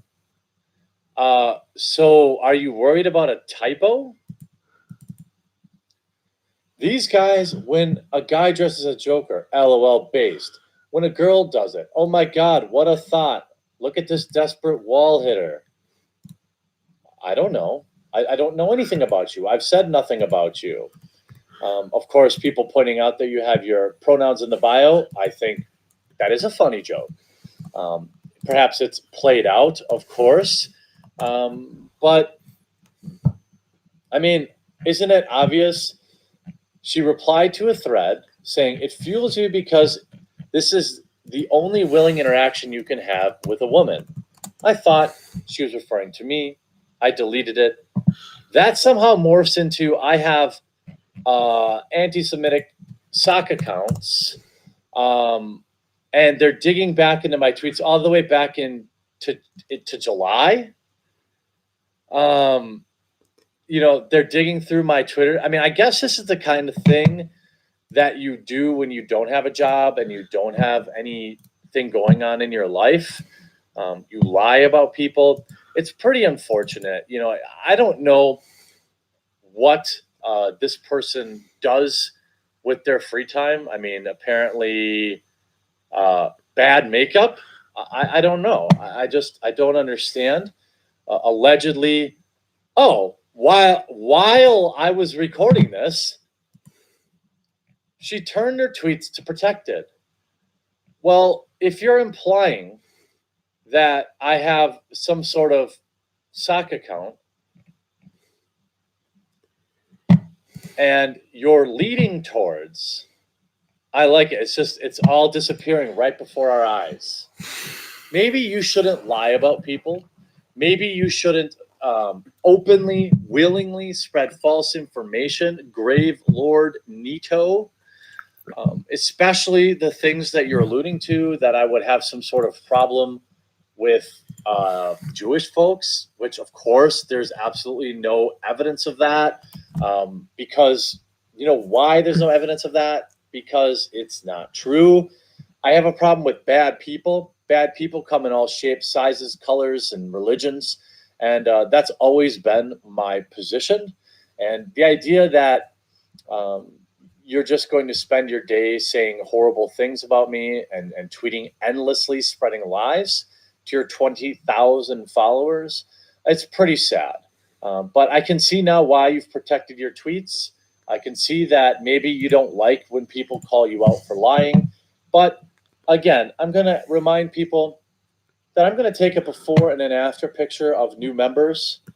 And I hope that you'll make today the day that you consider joining the channel, backing it. The members of this channel keep things on the level. They keep a steady source of income, so you don't necessarily have to worry about whether or not you say the wrong thing in a video or things go bad for a month on YouTube. Greatly, greatly appreciated. Absolutely not required, but it will be a funny way to say hello to Grave Lord Neat. I hope you enjoyed this video. We'll talk to you again real soon. Look at these people. Look at all the horrible things they're saying about me. You know what? It's sad. I'm only mad because the implication is ridiculous.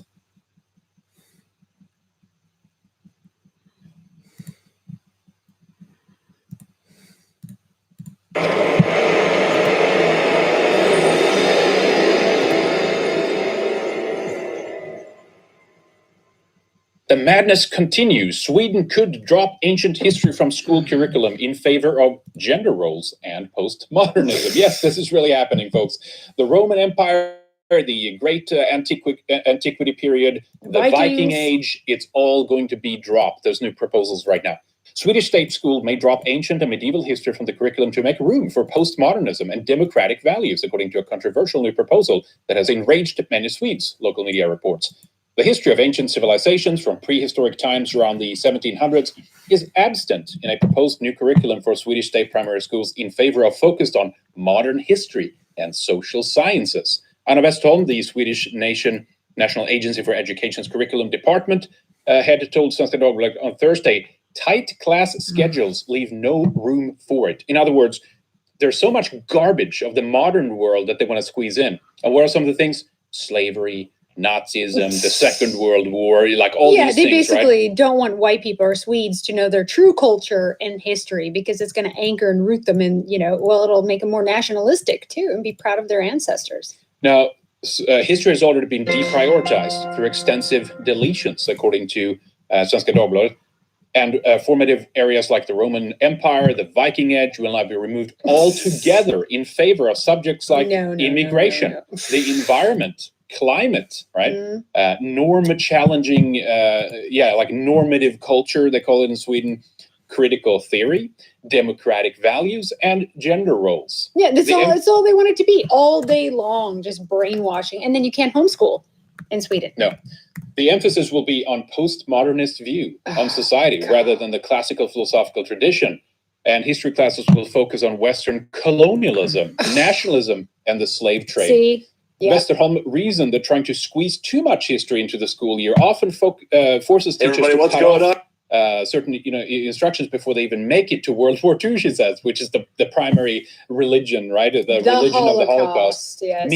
Meaning they miss out on learning about post-war period. Additionally, teachers and students have already complained that grading criteria are difficult to interpret and long and complicated, blah, blah, blah.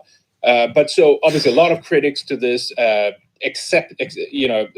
mainstream historians like Dick Harrison, history professor, has spoken up. He calls it, this is bizarre, baffling.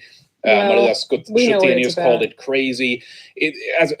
This is about separating us from our history, right? To enable white genocide. To guilt rid us. Ultimately, but it's like to tread guilt to get us to open up our borders. It's just amazing. And then, God, the outrage. Parents should be outraged. They want to force your kid, and then you can't homeschool. I mean, think about that. Your kid has to sit there all day and learn this bullshit.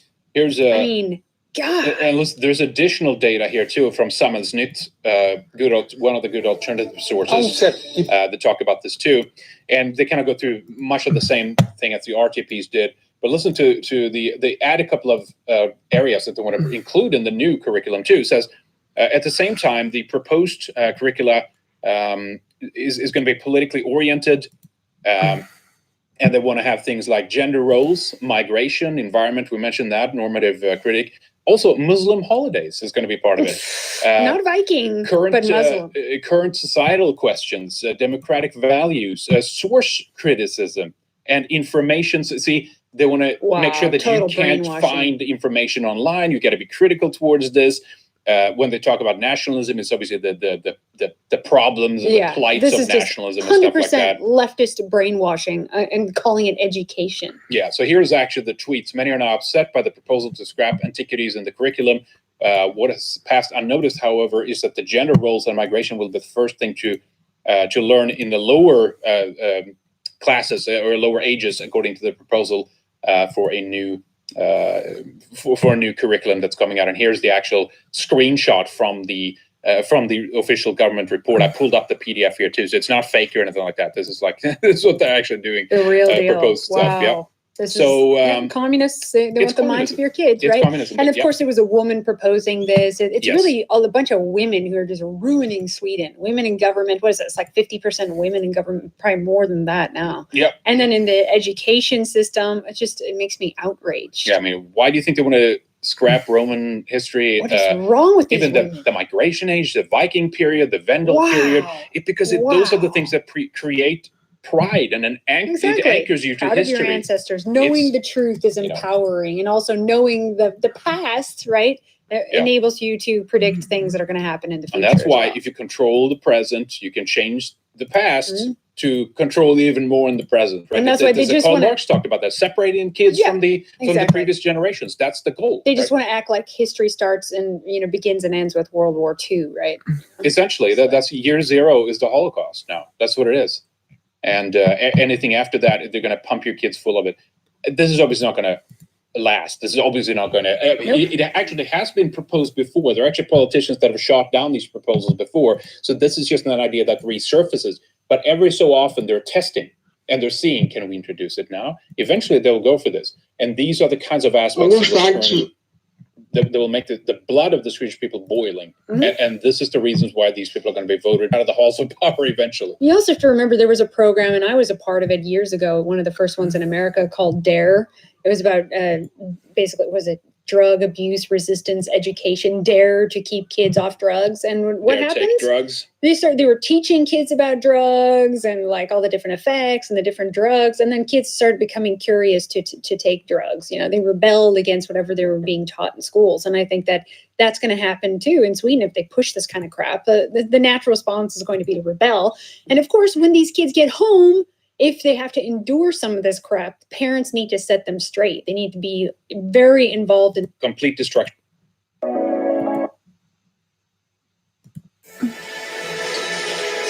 It was all Didn't for see show. that coming at all. Yeah, I didn't see that coming at all, right? So this was a way for them to get into Sweden. Here's a mainstream media news article out of Sweden, Expressen, mainstream paper, saying apathetic kids is telling the story now. We were forced to play sick. There's a woman, 20 years old, testifying for a magazine called Filter, about how she was forced to play an apathetic refugee child about 10 years ago. I told her, don't talk, don't smile, don't react to anything. These were the directive that she was given from her father. From the dad. Yeah, but there's more to this too.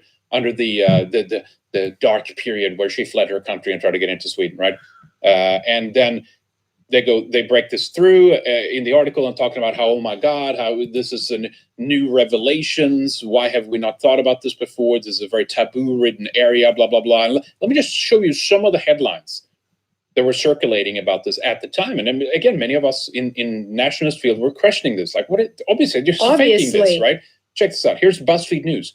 Here's what refugee kids suffering from a rare syndrome in Sweden can tell us about Australia's offshore detention centers. BBC, resignation syndrome, Sweden's mystery illness. They just buy they're suckers, total suckers. News Australia, world press photographer captures the intriguing, quote, resignation syndrome, unquote. So it's like NPR, so obviously fake. In Sweden, hundreds of refugee children gave up on life.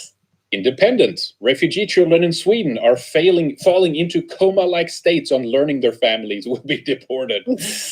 Jezebel, the strange case of immigrant children in Sweden who become comatose when faced with deportation. Yeah, and it goes on we from made there. jokes about that back then when this stuff was coming out. Yeah, exactly. Here's just to give you a little bit of flavor of kind of like the news reporting that was going on at the time. Notice the music and the vibe and all that stuff. Let's check out this new Euronews piece here. Just a couple of minutes of it. It's definitely worth listening to here. A suburb in Sweden. This is the home of Ariana. She's an asylum seeker suffering from a condition known as the resignation syndrome. She is exactly the same as she was when I saw her the first time in February 2016. And she's from a globalist doctors organization. Of course she is. And that is 2.5 years ago. Yeah, When because she Ariana couldn't was fake it on 2 different She learned that days. her family's asylum application was rejected. She stopped eating and drinking. Yeah, you think she observed her for 2.5 years? Doesn't No look, way. doesn't look that skinny. Her parents agreed to talk to us, but for safety reasons, we cannot disclose their identity. Yeah. His family feel like the authorities don't care about their case. They rely on volunteers like Elisabeth Hultkrantz. She's a retired ENT doctor, and as a volunteer, she has been working tirelessly with these families for over 10 years. These are just some of the reports that come out, but you hear the music, and everyone is taking this seriously. Here's another report from Yams. Swedish child refugees are suffering from a rare psychological illness. A 10-minute long, like a mini documentary about what's happening and why they're getting. Look at this kid here, for example. Let's listen to this here. And I cannot get any glaze As if they can't contact fake with this him stuff. when I open You his, know? when I passively open his eyes. He's just staring in front of him. You get the idea. So they were taking this seriously. But here's the kicker, right? Why are they doing this? Well, because they were told by people to do this, right? Then Obviously they'll be by able their to father. stay. Then they won't Yes. deport you if you No, have this of mysterious course. illness. And they even were releasing Doctors Without Borders. This is the Australian New Zealand branch. But when they were talking about these syndromes and stuff, they were actually handing out information about it, and we're actually giving other migrants the idea. Yeah, exactly. She's not revealing that in this video, but I'm saying they had an attitude of talking about that as a way of spreading this further to saying, oh my God, there's a weird illness. Obviously, we have to let them in. Just a minute clip. Let's listen to what she says here. It's so long that people can be resilient for. There's also a condition called either resignation syndrome or traumatic withdrawal syndrome, Syndrome for which everything we're now. seeing in the child population of refugees and Need asylum access to white seekers. people syndrome. Look at this. What I'm saying is, if they are in the country of origin or something like that, and they see information like this, Yeah. have you experienced? That's Is a it good traumatic? Okay, are you depressed? Are you sad? Well, you might be suffering Yes, from yes, this, right? yes. Yes, like they're inserting this into the idea, into the course. minds of these people, right? These children start out looking like they're depressed, not going to school, withdrawing from people, withdrawing from their family, withdrawing from their friends, and becoming quite apathetic. And then they progress to a state where they all this stop stuff, eating believing, and acting like drinking, it's they stop real. going That's to the what's so toilet. disgusting about it. Like, let me tell you something. If you stop, like the kid there, say 2.5 years, you don't eat for that time, you'll die. That's what I'm okay? saying. It's like it. The kid had a little belly under its Pokemon shirt Yeah, there. yeah. So, like, it was eating well. Yeah. So the story here from Express and goes on. Listen to this because this is hilarious, right? It's a phenomenon that almost only has been documented in Sweden. I think it's happening in other countries too, though. But it's been a lot of focus there. They're laying there with the eyes. Think of the money. Yeah. Think of the money. Think of the Gibbs. The first case with apathetic refugee children in Sweden was from 1998. It was a 15-year-old boy from Chechnya that showed up at the children's and youth psychological department, whatever, of a hospital in Luleå, a little bit further up north in Sweden. He was not eating, he was not talking, and he had stopped walking. But 4 weeks after that, the family had gotten notification that they were allowed to stay in Sweden. He was fully healthy again. And there's other cases like 4 this too. months. They're It was talking about probably like the next day. mysteriously. The people that they were cured from that when it was revealed that they can stay. It's like, it's amazing the That's crap seriously. that white people buy. Yeah, absolutely. You know? I know. We're such suckers. It was like zero street smarts. Yeah. So again, she spoke out to this magazine. She admitted to it 10 years ago. Yeah, she was told all these things. They had printouts from here's the image up here, just in case people don't believe me or whatever. Here's from her actual file in the refugee application and stuff like that they saw her. Oh my God, something is wrong. She has to say. So anyway, obvious. It was obvious. But again, you have to think back to it as well. We were called Nazis and racists and For saying bigots this is and all fake. these things for saying, wait a minute, this is obviously fake. There's no medical condition here. It's just they're just doing it so that we will feel guilt and so that they will come into our countries. And now, we're proven voila, right. it happens.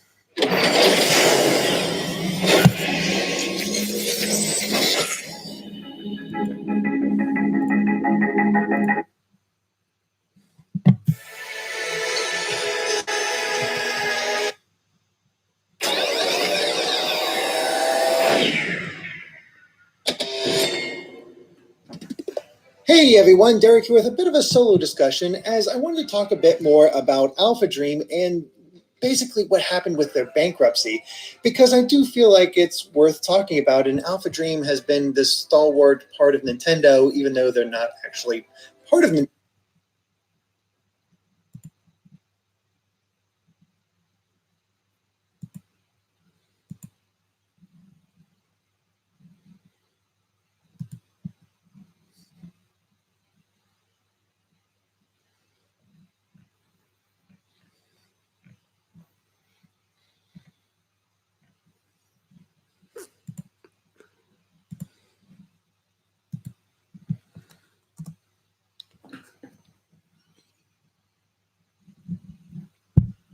Hey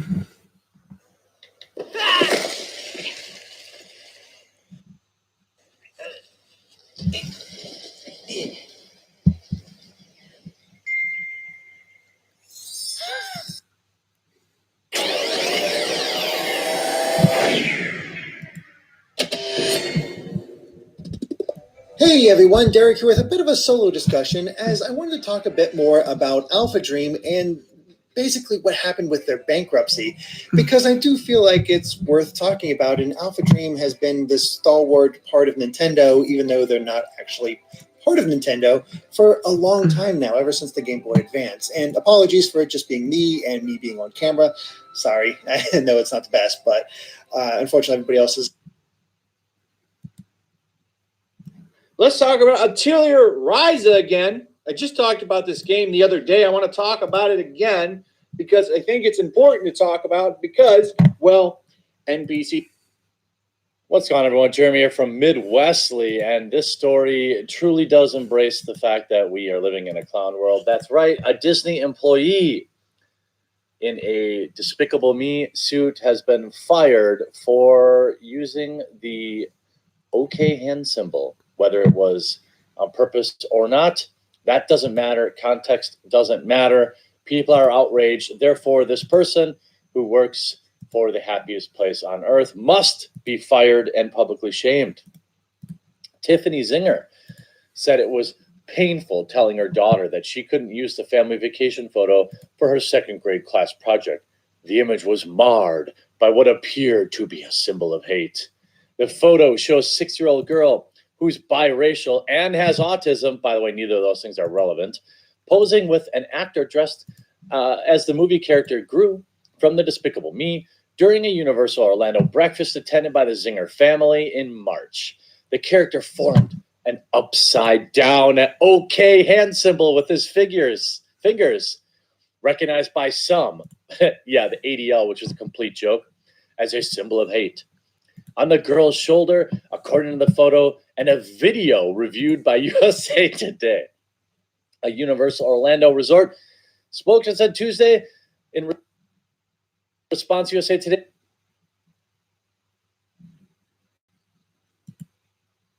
The inquiries about the episode that the actor had been fired.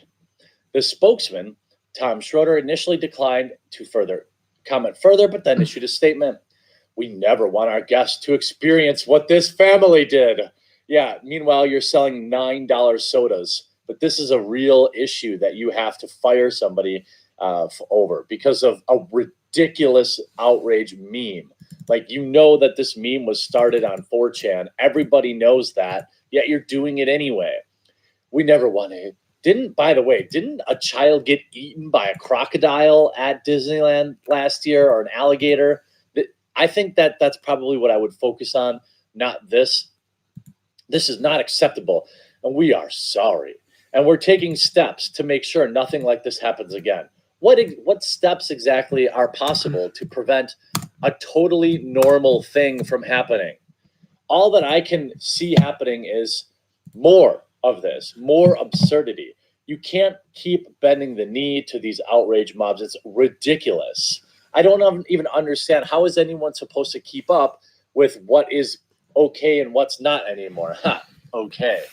Anyway, like it happens again, we can't discuss the specifics of the incident, but we can confirm that the actor no longer works. Imagine getting fired. I hope somebody sets up a GoFundMe for this guy. Like, seriously, somebody find out who this guy is.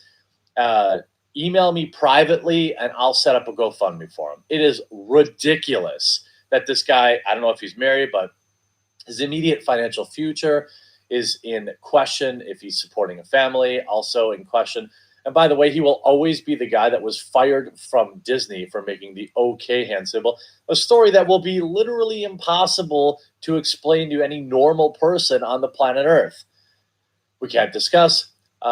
We remain in contact with the family and we will work with them privately to make this right. So what? They're extorting you for money? I don't understand. Tiffany Zinger, who is black, again, why is that related? And her husband, Richard Zinger, who is white, traveled with their daughter, who's now 7, and younger brother from Colorado to Orlando. I'm sure this totally ruined their trip. By the way, they probably didn't even notice it until they were long gone. But they'll make some ridiculous claim to Disney that it ruined their trip and scarred their little girl. And I'm sure nobody at her school ever does the okay hand symbol. The Zingers were at a Universal Orlando for the day to attend a character breakfast at Lowe's Royal Pacific Resort, a Universal hotel. We just wanted to take them see the Minions, Tiffany Zinger said. Do something special for our family. And this person ruined that special. Are you joking? This woman is a grifter, a pathetic human being. And the fact that Disney is kneeling to this is even more pathetic. But we know what Disney's about these days. We know exactly what their agenda is and how they, who they back. We'll put it that way. This is a new low for outrage culture. I hope this person bounces back. And Disney ought to be ashamed for firing. So, I mean, you're going to fire the guy. You can't just say, okay, don't do it. I mean, I don't know the details. Maybe they went in to fire him and he said, hey, screw you. I don't know. But the fact that this isn't even an issue is ridiculous. Of course, things will only get worse from here, and I'll be here to report on that. So make sure that you've hit the subscribe button here on this channel, as well as click the notification bell so you get notified each and every time I upload. Hope you enjoyed this video. We'll talk to you again real soon. Hey, thanks so much for watching this video, and I really hope you enjoyed it. Above, you'll find some links to watch more videos, as well as a nice big button to subscribe, which I hope you'll do. If you did enjoy it, make sure before you go that you leave a like and a comment on the video, because you are the #1 reason this channel continues to grow, and I appreciate you.